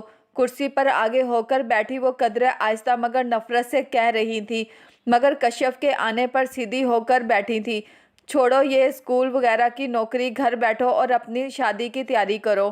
تمہارے کون سے بچے رل رہے ہیں جو ٹکے پیسے کے لیے خوار ہوتی پھر رہی ہو؟ کشف سے چائے پکڑتے انہوں نے حقارت سے کہا تھا، ساری زندگی آپ کا دیا کھایا ہے، بس دیکھنا چاہ رہی تھی کہ اپنے ہاتھ کی کمائی کیسی ہوتی ہے۔ کشف کون سا چپ رہنے والی تھی، سکون سے بولی تھی، اچھا اب تو کما کر دیکھ لیا، بہت ہو گیا، کچھ ہی دنوں میں تمہاری ماں شادی چاہ رہی ہے تمہاری، مگر لڑکے والوں کا نکاح کے لیے انہی دنوں کا اصرار ہے لگے ہاتھوں۔ وہ اس کا رد عمل بھی دیکھنا چاہتی تھی کہ اصفی کی شدید خواہش کے پیچھے اس کا کتنا عمل دخل تھا۔ جی بتایا ہے اماں نے، وہ سپاٹ لہجے میں بولی تھی، تمہاری ماں بتا رہی تھی کہ تم اس کے لیے فکر مند ہو، اور گڈو کے لیے تو آج تک میں یا میرے بیٹے کب غافل ہوئے ہیں تمہاری ماں سے یا اس گھر سے، جو تمہارے رخصت ہونے کے بعد ہو جائیں گے۔ بے فکر رہو بی بی، خاندانی لوگ ہیں ہم، ہوئے بھی کہ تمہارا نانا اور اس کا خاندان نسلوں سے ملازم تھا ہمارا، سب فراموش کر دیا کہ سفیان کے ابا کی تاکید تھی، رشتہ دار ہیں ہمارے، ان کو کبھی اکیلا مت چھوڑنا، اور گواہ ہو تم بھی، تمہاری ماں بھی، کہ وہ دن اور آج کا دن تم لوگ ہماری ذمہ داری ہو، اس لیے یہ ساری فکرات چھوڑو اور اچھی بیٹیوں کی طرح اس گھر سے رخصت ہو جاؤ۔ وہ اٹھتے ہوئے بولی تھی۔ کشف ہونٹ بیچ کر رہ گئی تھی۔ حقیقت پسندی سے خود کو بیگم جی کی جگہ پر رکھ کر سوچو تو ورنہ مجھے بیگم جی اپنی جگہ ٹھیک لگتی ہیں، ان کے رویے بھی عام انسانوں والے ہی ہیں، شاید تم اور میں بھی ان کی جگہ ہوتے تو یہی کرتے جو وہ इस वक्त कर रही हैं? वो बहन से कह रही थी। मतलब? वरदा ने पूछा। मतलब ये कि आज सगे रिश्ते तो छोड़ो, वालदैन और औलाद भी एक दूसरे के लिए इतना नहीं करते जितना बेगम जी हमारे लिए करती आई हैं। मैं सोचती हूँ कि मेरे भी अगर सुफियान असफंद जैसे बेटे होते और मैं मुलाजमों की बेटियों से शादी की जिद करते तो शायद मैं भी ये कभी गवारा ना करती। कैसी बातें कर रही हो कश्यप आज? वरदा ने हैरानी से पूछा था। ठीक ही तो कह रही हूँ वरदा, बहुत हकीकत पसंद बनती हूँ मैं। तो क्या ज़रूरत थी मुझे असफंद को दिल में बसाने की, ये जानते हुए भी कि हमारे दरमियान मालिक व मुलाजिम का रिश्ता है? क्यों जब इसने मुझसे शादी से ख्वाहिश जाहिर की मैंने इसको वहीं नहीं झिड़क दिया? कसूर तो मेरी सोच का था। मैं बेईमानी मेरे इरादों में आई थी कि शहजादे के हमराही मैं महलों के ख्वाब देखने लग गई। झोंपड़ी में रहते हुए आंसू पलकों की बाढ़ तोड़कर निकल आए थे। बेगम जी के तहफ़्फ़ुज़ात भी ठीक है और खदशात भी। वो आंसू पोंछकर मजबूत लहजे में बोली थी। समझने की ज़रूरत इनको नहीं मुझे है। अम्मा ठीक ही कहती थी। अपनी औकात से बढ़कर ख्वाब मत देखो, टूटेंगे तो तकलीफ़ तो होगी ना। इसलिए मैंने इस निकाह के लिए हामी भर ली है, जिसके लिए पहले पहल में ये जानकर इनकारी हो गई थी कि ये रिश्ता बेगम जी के तवस्सुत से हो रहा है और वो अपनी सल्तनत को किसी नकब जन से बचाना चाहती है। तो मैं कौन होती हूँ इनकी राह में रुकावट बनने वाली? हवासों पर असफंद सवार था तो दुनिया का कोई मर्द इसके लेवल का लगता ही नहीं था। अब अपनी औकात पर आकर सोचा है तो ये बंदा कई लोगों से 1000 गुना बेहतर है। इसलिए वो थोड़ा सा रुकी थी। मैंने निकाह के लिए हामी भर ली है। इसकी बात पर वरदा सन्नाटे में आ गई थी। कश्यप वो जैसे ही संभली फौरन इसे पुकार बैठी थी। तुम बिल्कुल ठीक कह रही हो, एक एक हरफ, एक एक लफ्ज़। लेकिन तुम्हें नहीं लगता कि असफ़ी को आ जाने दो, फिर ये फ़ैसला करना? क्योंकि तुमने इससे शादी से इकरार नहीं किया तो इनकार भी नहीं किया था। कुछ अर्सा कबल एक फ़ैसला तुम दोनों ने मिलकर किया था, शराइत की बुनियाद पर ही सही, कि बेगम जी मान गई तो तुम असफ़ी से शादी कर लोगी। अब इससे अलग होने का फ़ैसला अकेले करके तुम बहुत गलत कर रही हो। कम अज़ कम इसे अपने ख़यालात बताकर सारी हकीकत से आगाही कर दो इसे। नहीं बता सकती वरदा, वो बेबसी से बोली थी। ये फ़ैसला मैंने बहुत मुश्किल में किया है। ये इसी में हम सबकी भलाई है। असफ़ी आएगा तो निकाह का सुनकर बोलेगा, थोड़ा बहुत झगड़ेगा, फिर इसी राह लौट जाएगा जो इसकी हकीकी मंजिल है। अभी राब्ता कर लिया वो मुझे मेरे फ़ैसलों में कमज़ोर कर देगा। एक बार निकाह हो जाए तो मैं खुद इसको सब कुछ बताऊंगी, माफ़ी भी मांग लूँगी। और फिर तुम खुद ही तो कहती हो कि जो रिश्ते आसमानों पर तय होते हैं इनमें मोहब्बत और मजबूती खुद ब खुद आ जाती है। वो वरदा से ज़्यादा खुद को तसल्ली देती हुई बोली थी। और वरदा वो रुकी, फिर बोली, मैंने तो 2-3 दिन से सोचना शुरू किया। मुझे अपना आप बहुत नीचा और गासिब लगा। वो रो दी। क्यों क्यों कश्यप, क्या किया है तुमने? मैंने क्यों असफंद की पेशकदमी को नहीं रोका? मुझे इसको रोकना चाहिए था, बल्कि बेगम जी को खबरदार करना चाहिए था कि चुकन्नी हो जाएं। जिस थाली को भर रही हैं खाने वाले इसी में छेद कर रहे हैं। मैंने बहुत बुरा किया वरदा। मैं वक्त को पलटना नहीं सकती, लेकिन अपने आप को गासिब होने से बचा सकती हूँ। वो खुद ही रो रही थी और खुद ही आंसू पोंछती थी। ऐसा नहीं है कश्यप जैसा तुम सोच रही हो। हम बचपन में साथ खेले, पढ़े, उठे बैठे, तो ऐसे में कज़न्स के दरमियान इस किस्म की जज्बाती वाबस्तगी हो जाया करती है। ये एक आम सी बात है। भले हमारा रिश्ता मालिक और मुलाजिम का था, मगर दूर परे की रिश्तेदारी भी थी। तुम हो या मैं, इसी ज़म में रहे कि हमारी आपस में रिश्तेदारी भी तो है। हम तो मोहब्बत के असीर हुए थे। तुम हो या मैं, हमारा इरादा कभी भी बेगम जी की सल्तनत गिराकर कब्जा जमाने का नहीं था। हाँ, इनके हम पर बेशुमार एहसानात हैं जो हम कभी नहीं भूलेंगे। इसलिए खुद को दोष देना बंद करो। तुमने या मैंने कौन सा असफ़ी या सुफियान से फिल्मी मोहब्बत की थी, या लंबे लंबे डायलॉग और वादे व अहद किए थे हमारे बीच? इसलिए रोना धोना बंद करके जो भी फ़ैसला करो इस पर इस्तकामत से कायम रहो। और जो भी फ़ैसला हो असफ़ी को ज़रूर बता देना, गुड्डू को प्यार देना और अम्मा से कहना फ्री होकर इनसे बात करूँगी। वरदा ने बात ख़त्म की थी। कश्यप का दिमाग एक बार फिर मुख्तलिफ सोचों की अम्मा जगह बन चुका था। इस रोज़ बिलाल और रुबीना का ज़ोरदार झगड़ा हुआ था। रुबीना तो इसकी बात सुनते ही हत्ते से उखड़ गई थी। वो एक رب نواز کے اٹھائے گئے قدم کے اثرات بھگت رہی تھی۔ نسیم کی خودکشی کے بعد ابا بستر سے لگے تو پھر 3 سے 4 مہینے کے اندر اندر بیٹی سے جا ملے تھے۔ روبینہ کی تو دنیا ہی اجڑ گئی تھی۔ ننھے شہزادوں اور حق نواز کی خاطر اسے زندگی کی طرف لوٹنا پڑا تھا، مگر اب اس کا ایک پیر اپنے گھر تو ایک ابا کی حویلی میں ہوتا تھا۔ ابا کی وفات کے 6 ماہ بعد ہی حق نواز نے اسے مشورہ دیا تھا کہ اسے بلال کی شادی رانو سے جلد از جلد کر دینی چاہیے، کہ جلد یا بعد دیر تو ایسا ہونا ہی تھا، مگر فی الوقت یہ اشد ضروری تھا کہ ابا کی حویلی بھی ویران پڑی تھی اور وہ اپنا گھر چھوڑ کر وہاں جاتی تب اس کے گھر میں 100 مسئلے مسائل ہو جاتے تھے۔ ایسے میں اس نے جیسے ہی بلال کی شادی کا بیڑا اٹھایا، بلال کی طرف سے اسے ملازمین کی زبانی سنگن ملی تھی کہ اس کا بشیر کامے کے گھر بڑا آنا جانا ہے، اور اسے 2-3 بار اس کی بھتیجی سونی کے ساتھ بھی دیکھا تھا لوگوں نے۔ رب نواز کی ڈسی روبینہ ٹھٹک تو گئی تھی، مگر سوچ کر دل کو تسلی دی تھی کہ بلال ایسا نہیں لگتا۔ دوسرا، وہ رب نواز کا حشر دیکھ چکا تھا، جیسے مرضی کی شادی کرنے پر روبینہ نے در بدر کرا دیا تھا، نہ صرف گھر سے بلکہ گاؤں سے بھی۔ مگر اس کے سر جھکا کر سونی سے شادی کے ارادے کو سن کر وہ بھڑک اٹھی تھی۔ شادیاں تو ہمارے مردوں کی صرف اپنے خاندان میں ہی ہوتی ہیں، ہاں اپنے شوق تم جہاں اور جیسے چاہو پورے کر سکتے ہو۔ بہن کی بات پر بلال نے افسوس سے بہن کی طرف دیکھا تھا۔ کتنے آسان لفظوں میں آپ نے گناہ کبیرہ کا راستہ بتا دیا آپا، وہ دکھ سے بولا تھا۔ میں حق شیرہ کا نکاح چاہتا ہوں سونی سے، اور میں رانو سے بھی دستبردار نہیں ہو رہا۔ سونی یہاں قدم بھی نہیں رکھے گی، نہ ہی اس کا حویلی سے کوئی تعلق ہوگا۔ پھر آپ کو کیا اعتراض ہے؟ ہے اعتراض، وہ ہاتھ نچا کر بولی تھی۔ ہم تو ملازم بھی نسل اور نسب دیکھ کر رکھتے ہیں، اور تم دیوی بے نسلی اور کمی کمین لانا چاہتے ہو تاکہ ہماری خالص اور خاندانی نسل میں گندے خون کی ملاوٹ ہو جائے۔ نہ بھائی، جب تک میں زندہ ہوں تو ایسا ناممکن ہے۔ 2 ٹوک بولی تھی۔ آپا مت بنے اتنی ظالم، وہ شریف لڑکی ہے، مجھے پسند ہے، مت مجھے بھائی رب نواز جیسا قدم اٹھانے پر مجبور کریں۔ وہ گڑ گڑایا تھا۔ شوق سے رب نواز جیسا قدم اٹھاؤ، پھر اسی جیسے انجام کے لیے بھی تیار رہنا۔ اس حویلی سے اور مجھ سے تمہارا کوئی رشتہ نہیں ہوگا۔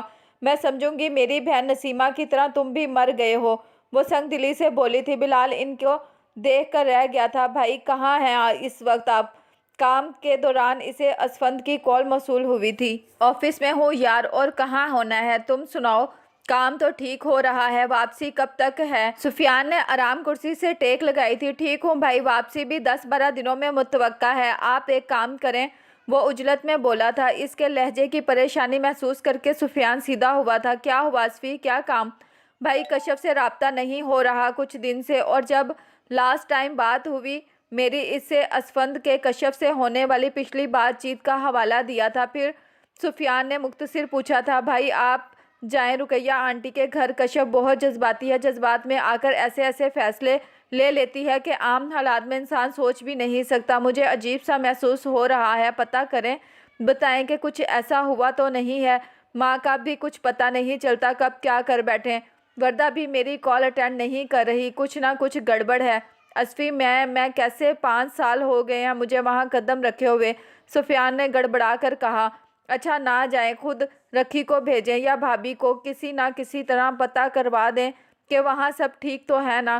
پتہ نہیں اس دن اس بیوقوف لڑکی نے ویسے بھی بات کر دی تھی یا واقعی میں ایسا کوئی سلسلہ ہے۔ میں بہت پریشان ہوں۔ اچھا تم فکر مت کرو، میں پتہ کرتا ہوں، تم کام پر دھیان دو، اور اگر زیادہ پریشانی ہو رہی ہے تو آ جاؤ، میں چلا جاؤں گا، میں تمہیں ایسے پریشان نہیں دیکھ سکتا۔ سفیان بھائی کو پریشانی میں نہ دیکھ سکا تو کہہ دیا۔ ارے بھائی، وہ ہنس دیا۔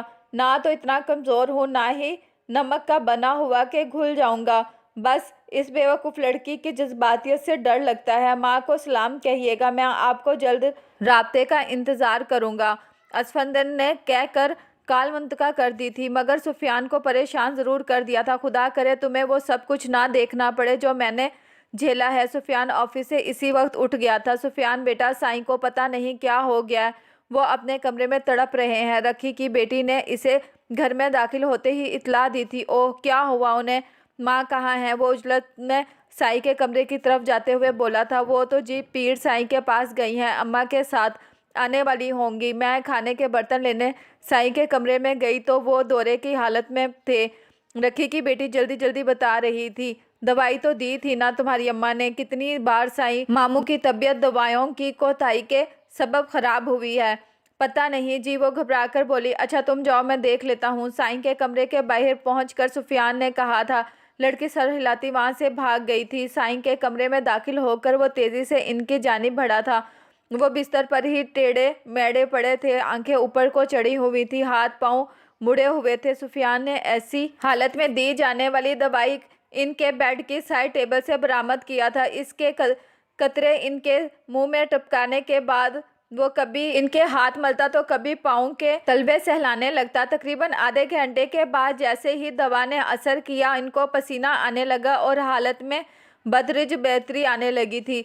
साईं मामू ठीक है आप? उन्हें आंखें खोलते देखकर वो इनको देखकर शफकत से मुस्कुराया था। साईं मामू ने पहले कभी जवाब दिया था जो अब देते, बस एक नज़र इसको देखकर पलकें मूंद ली थी उन्होंने। सुफियान कितनी ही देर बैठा इनके माथे और सर को नरमी से दबाता रहा था।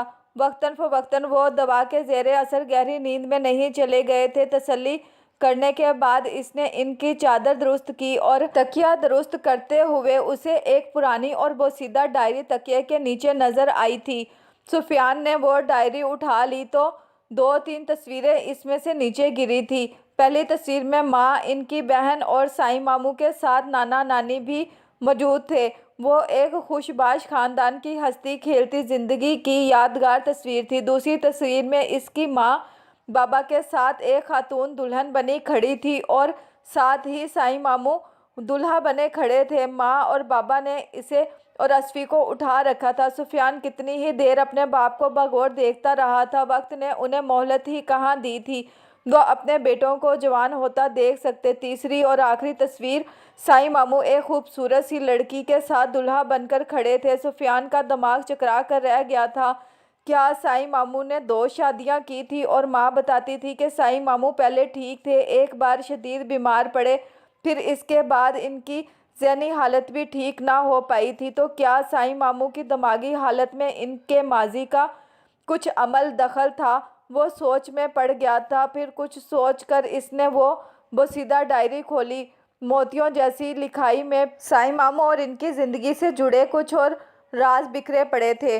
मैं हैरान होता हूँ ये सब देखकर और मेरा दिल दुखता है सोचकर कि ये ज़ात पात रीत रिवाज, ये कबीले तो परवरदिगार ने हमारी पहचान के लिए बनाए हैं। हमने क्यों खुद को इनकी कैद में जकड़ लिया है? यहाँ इंसान की मर्जी और खुशी की कोई हैसियत नहीं।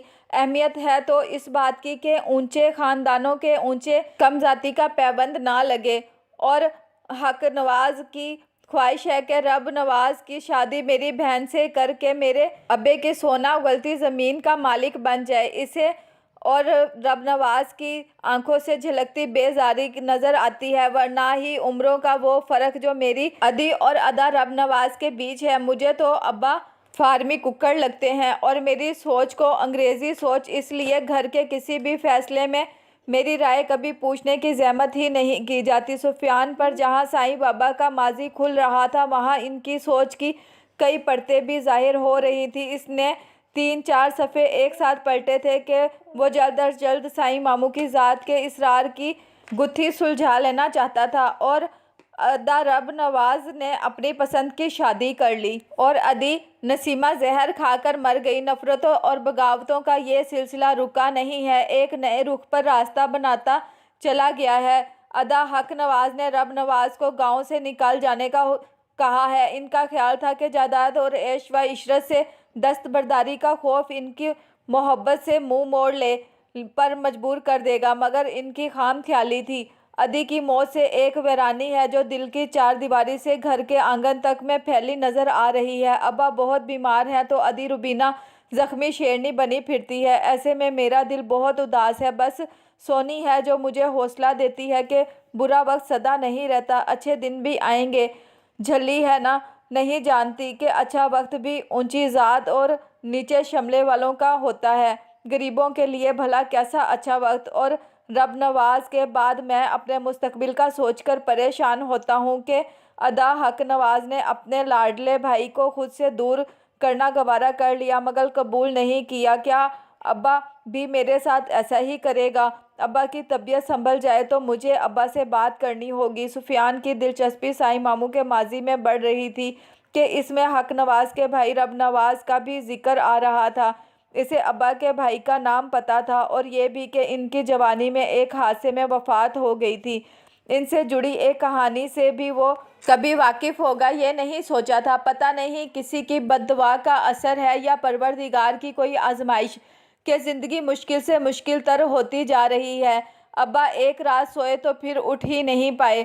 ادی روبینہ پر میری شادی کا بھوت سوار ہے اور سونی کے اصرار پر میں نے ادی روبینہ سے جیسے ہی شادی کی بات کی تو وہ ہتے سے ہی اکھڑ گئی۔ نہ جانے یہ خون کے رشتے بعض دفعہ اتنے ظالم کیوں بن جاتے ہیں کہ ان کو نہ ہمارے جذبات نظر آتے ہیں نہ ہی دل کی خوشی۔ میں نے بھی سوچ لیا تھا کہ میں کبھی بھی سونی کو نہیں چھوڑوں گا۔ سفیان نے ایک بار پھر کئی صفحے پلٹے تھے۔ ادا حق نواز کے دل میں بھائی کی سوئی محبت آخر جاگ گئی ہے مگر شرط سے جاگی ہے۔ وہ بہت افسوسناک ہے۔ بہت فخر سے ادی روبینہ بتا رہی تھی کہ ادا حق نواز کی بیوی تیسری بار امید سے ہے اور ادا رب نواز گھر واپس آنا چاہتا ہے مگر میت کی صورت کندھوں پر سوار ہو کر نہیں۔ میں نے بھی حق نواز سے کہہ کر اس شرط پر اجازت دی ہے واپس آنے کی کہ اپنی ساری جائیداد سے دستبردار ہو جائے اور رقیہ میری برابری کرے گی۔ ارے اس کو تو میں پیروں کی جوتی بھی نہ بناؤں جس کی وجہ سے میری بہن منو مٹی کے نیچے جا سوئی۔ بھانے کے ساتھ بنے کچے کوٹھے میں جگہ دی ہے اسے۔ بیگم جی بلاتی ہے مجھے۔ رب نواز کی ساری جائیداد اس نے حق نواز کے نام لکھ دی مگر رقیہ کو میں عمر بھر معاف نہیں کروں گی۔ ہم آ گئی اب 2 بچیوں کی انگلیاں پکڑ کر تیسرا پیٹ میں لیے۔ جس پل ادی روبینہ فخر سے یہ سب بتا رہی تھی میں حیران ہو کر ان کو دیکھے سوچ رہا تھا کہ جب اللہ اور اس کا مذہب ہر انسان کو جینے کا حق دیتے ہیں تو یہ کیسے لوگ ہیں زمین پر خدا بن کر فیصلہ کرنے والے۔ اور ادا رب نواز رقیہ کو ادی روبینہ کے رحم و کرم پر چھوڑ کر خود ابدی سفر پر چلا گیا تھا۔ سفیان ایک دم چونکا تھا۔ رب نواز رقیہ حق نواز وردہ کشف اس نے کڑیوں سے کڑیاں جوڑ دیں۔ او میرے خدایا! رقیہ چچی جن کو ماں ملازمہ کہتی ہیں وہ ہماری حقیقی چچی ہیں اور وردہ کشف ہمارے چچا کی اولاد ہیں۔ وہ بڑبڑایا تھا۔ دماغ اتنی بڑی حقیقت کو قبول نہیں کر پا رہا تھا۔ اس نے اگلے صفحات کھولے اور رب نواز کی موت کے بعد ادی روبینہ نے رقیہ کی زندگی تنگ کر رکھی ہے۔ رقیہ کے ہاں تیسرے بیٹے نے جنم لیا ہے مگر بیٹے کی آمد بھی ان سخت دلوں کو نرم نہیں کر سکی۔ مجھے تو ادا حق نواز پر حیرت ہوتی ہے کہ ادی روبینہ تو چلو چچا زاد ہے، رب نواز کی تو بھائی ہے، اس کا خون کیوں سفید ہو گیا ہے؟ وہ کیوں نہیں سوچتا کہ وہ عورت اس کے بھائی کی محبت ہے، اس کے مرے بھائی کی بیوہ اور وہ 3 بچے اس کی سگی بھتیجی بھتیجا ہیں۔ میں بہت سمجھاتا ہوں ادی روبینہ کو مگر خدا ہدایت بھی ان کو دیتا ہے جو ہدایت لینے کے خواہاں ہوں۔ اور ہاں میں نے سونی سے نکاح کر لیا ہے۔ بشیر کی سرپرستی میں نکاح ہوا اور بشیر نے بہت بھاری قیمت لی ہے خاموش رہنے کی مگر ابھی سونی شہر کے گھر ہی ہے۔ میں کوئی اچھا موقع دیکھ کر ہی اسے حویلی لے جاؤں گا۔ سفیان نے عجیب سے احساسات اپنے اندر انڈیلتے محسوس کیے تھے۔ وہ خود ان کرداروں کا غم اپنے اوپر جھیلتا محسوس کر رہا تھا۔ آج میرا رانو کے ساتھ نکاح ہے اور میں سونی کو بتا کر یہ نکاح کر رہا ہوں۔ میں رانو کو بھی منا لوں گا کہ وہ بھی سونی کے لیے دل بڑا کرے۔ ان الفاظ کے ساتھ ہی سفیان کا دل دھڑک دھڑک گیا تھا۔ نہ جانے ماضی کے ان بوسیدہ سپنوں میں اب اس کے لیے کون سا راز کھلنے والا تھا۔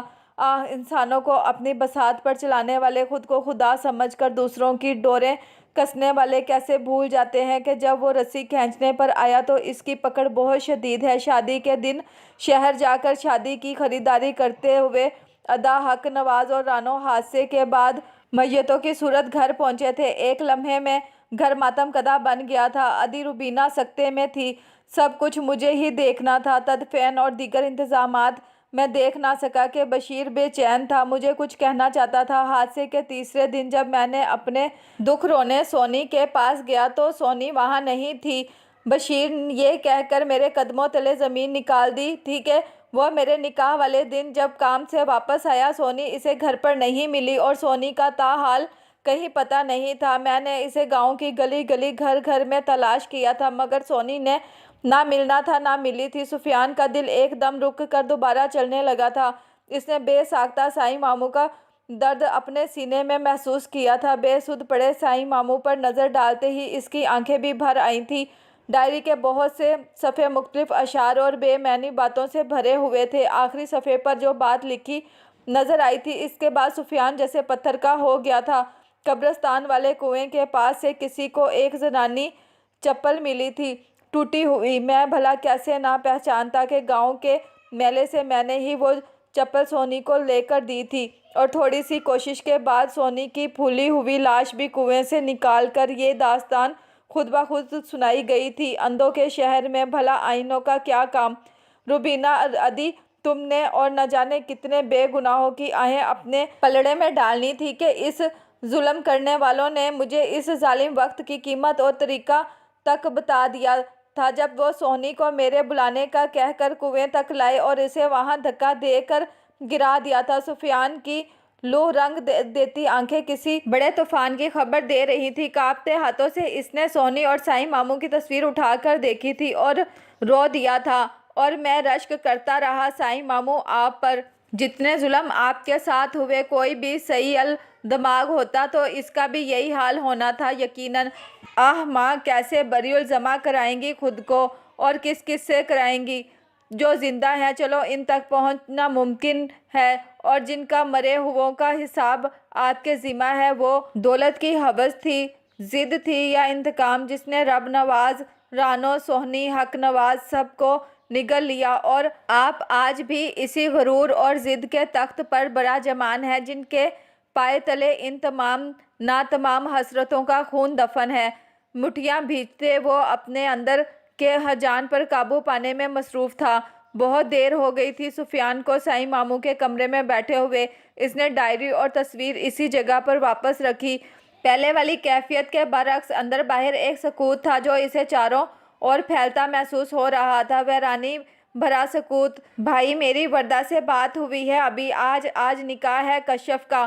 ابھی کچھ دیر میں نکل آیا ہوں، راستے میں ہوں۔ آپ خدا کے لیے کسی طرح میرے آنے تک یہ رکوا دیں بھائی پلیز۔ وہ بے ربط سا بول رہا تھا۔ اچھا ریلیکس، میں ابھی جا رہا ہوں چچی کے گھر، اور یقین کرو میں کچھ بھی ایسا نہیں ہونے دوں گا، وعدہ۔ لیکن تم خدا کے لیے آرام سے آؤ، اور ڈرائیور کدھر ہے؟ گاڑی خود کیوں چلا رہے ہو؟ اسے تسلی دے کر سفیان نے پریشانی سے کہا تھا۔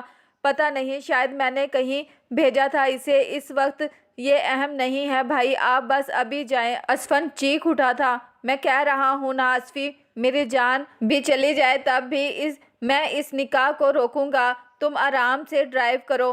تم تو عام حالات میں بھی ریش ڈرائیو کرتے ہو۔ مت پریشان ہو یار، اپنے بھائی پر بھروسہ رکھو۔ میں نے بہت کچھ بتانا ہے تمہیں، ایسا جو تمہیں سن کر حیران کر دے گا۔ اب تم موبائل رکھو اور آرام سے ڈرائیو کرو۔ بھائی مجھے بتائیں فوراً کہ آپ نے کیا؟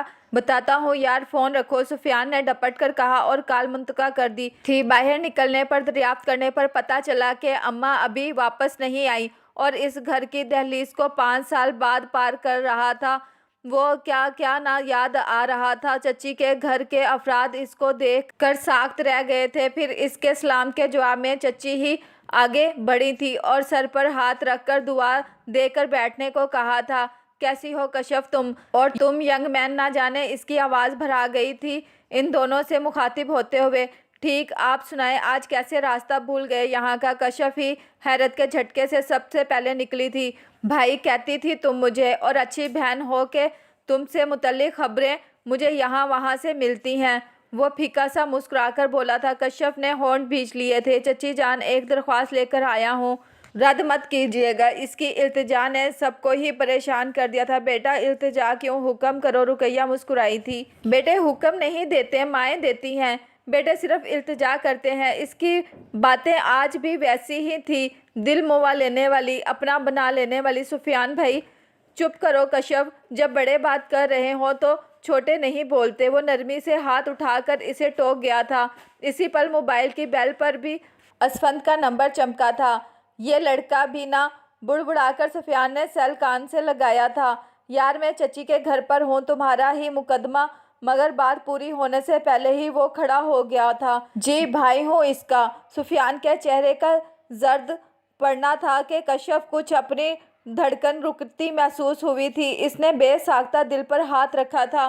कब कहाँ अब कहाँ है, कैसी हालत है, मैं पहुंच रहा हूँ। सुफियान की आवाज़ कांप रही थी और हाथ भी। असफी का एक्सीडेंट हुआ है शदीद, इसी ने मुझे भेजा था कि इसके पहुंचने तक कश्यप का निकाह रुकवा दूं।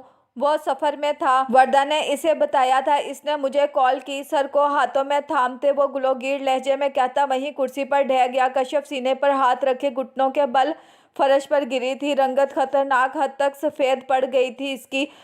परवरदिगार रहम, मालिक रहम कर, मेरे बच्चे को अपने अमान में रखना कि हम मेरे और लाशें उठाने की हिम्मत नहीं है। अब रुकैया भी रो दी थी। मेज़ पर मोबाइल छोड़कर सुफियान ढीले कदमों से बाहर निकल गया था। असफी किसी सरगोशी की सूरत, वो नाम इसके लबों से निकला था और वो फूट फूट कर रो दी थी। मेरे घर पर हादसा हो गया है, इसलिए निकाह की तकरीब मुलतवी कर दें। रुकैया रोते हुए मोबाइल पर किसी से कह रही थी। गुड्डू साख्त सा बैठा था। दिमाग पर आने वाली चोट के बाइस वो बेहोश था। डॉक्टर कुछ खास पुरुमीद नहीं थे।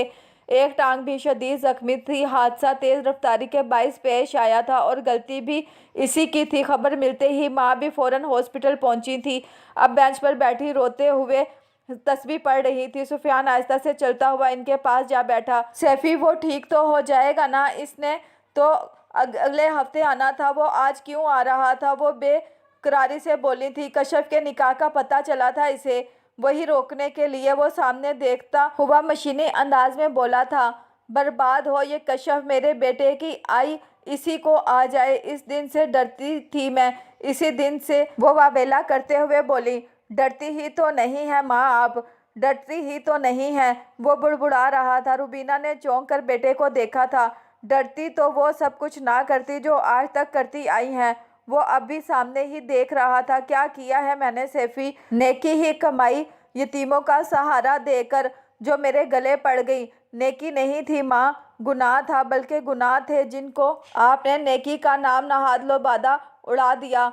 चचा रब नवाज की सारी जायदाद के वारिस थे, इनके बीवी बच्चे। आपने क्या किया? यतीमों का हक गजब कर लिया और इनको सदका खैरात देकर जहरबाद भी कर लिया और वाह भी समेट ली। आपकी औलादें सोने का नवाला मुंह में लेकर पैदा हुई, आलीशान तर्ज ज़िंदगी देखा गुजारा बढ़ता। इन सब पर इन यतीमों का भी बराबर का हिस्सा था। इंसान की ज़िंदगी में होने वाले वाक़यात इसके लिए सबक होते हैं या इबरत। नेक लोग इनसे सबक लेते हैं और हमारे जैसे इनसे इबरत। अफसोस आपने ना तो सबक लिया ना इबरत। चचा रब नवाज की मौत आजमाई थी हमारे घर के लिए। यतीमों के सर पर हाथ रखकर इनका हक दे देती तो आज एक मान से तस्वीर लेकर बेटे की ज़िंदगी मांगती। सोनी को कबूल कर लेती तो हो सकता है परवरदिगार रहम खाकर आपको अब्बा की ज़िंदगी भी बख्श देता।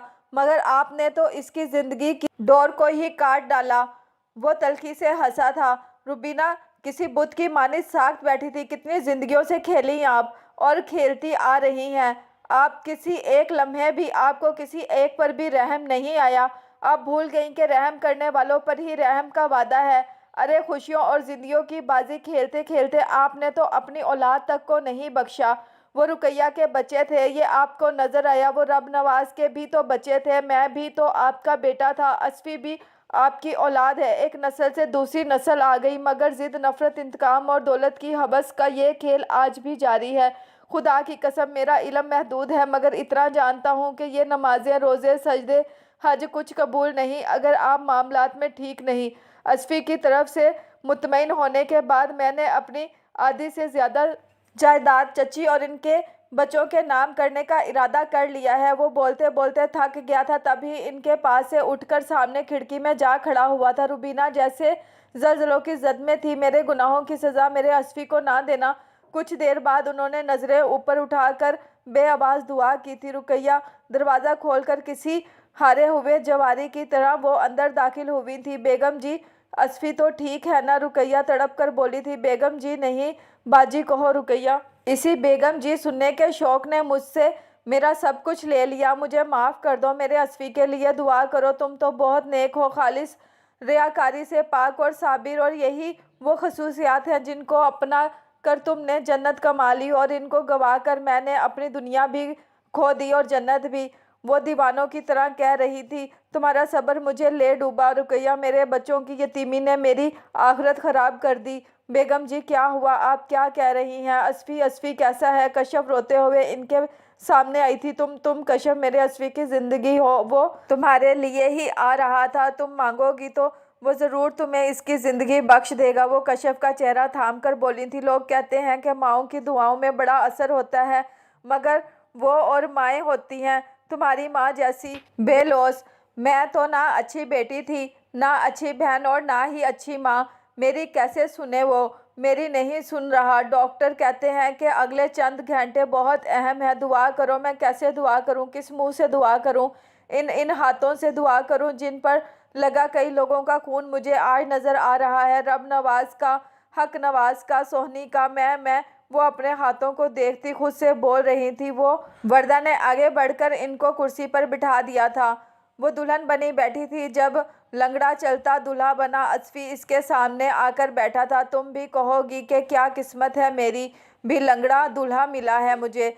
अल्फाज के बरक्स लहजा बशाश था इसका। टांग का लंगड़ा चल जाएगा, बस सोच लंगड़ी नहीं होनी चाहिए। बातों में तुम्हारा आज भी सानी नहीं है। इसकी बात के जवाब में वो मुस्कुराया था। तुमने हमें माफ़ तो कर दिया ना कश्यप?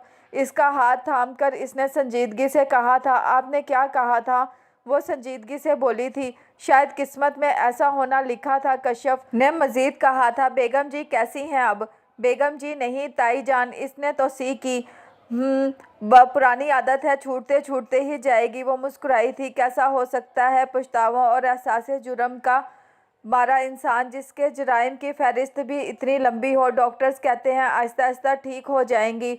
तुमने उन्हें माफ़ तो कर दिया ना? सच पूछें तो हकीकत जानकर मैंने बहुत नफ़रत महसूस की थी इनके लिए, और तय किया था कि इनको कभी माफ़ नहीं करूँगी, मगर अब इनकी हालत देखकर सिर्फ तरस आता है इन पर।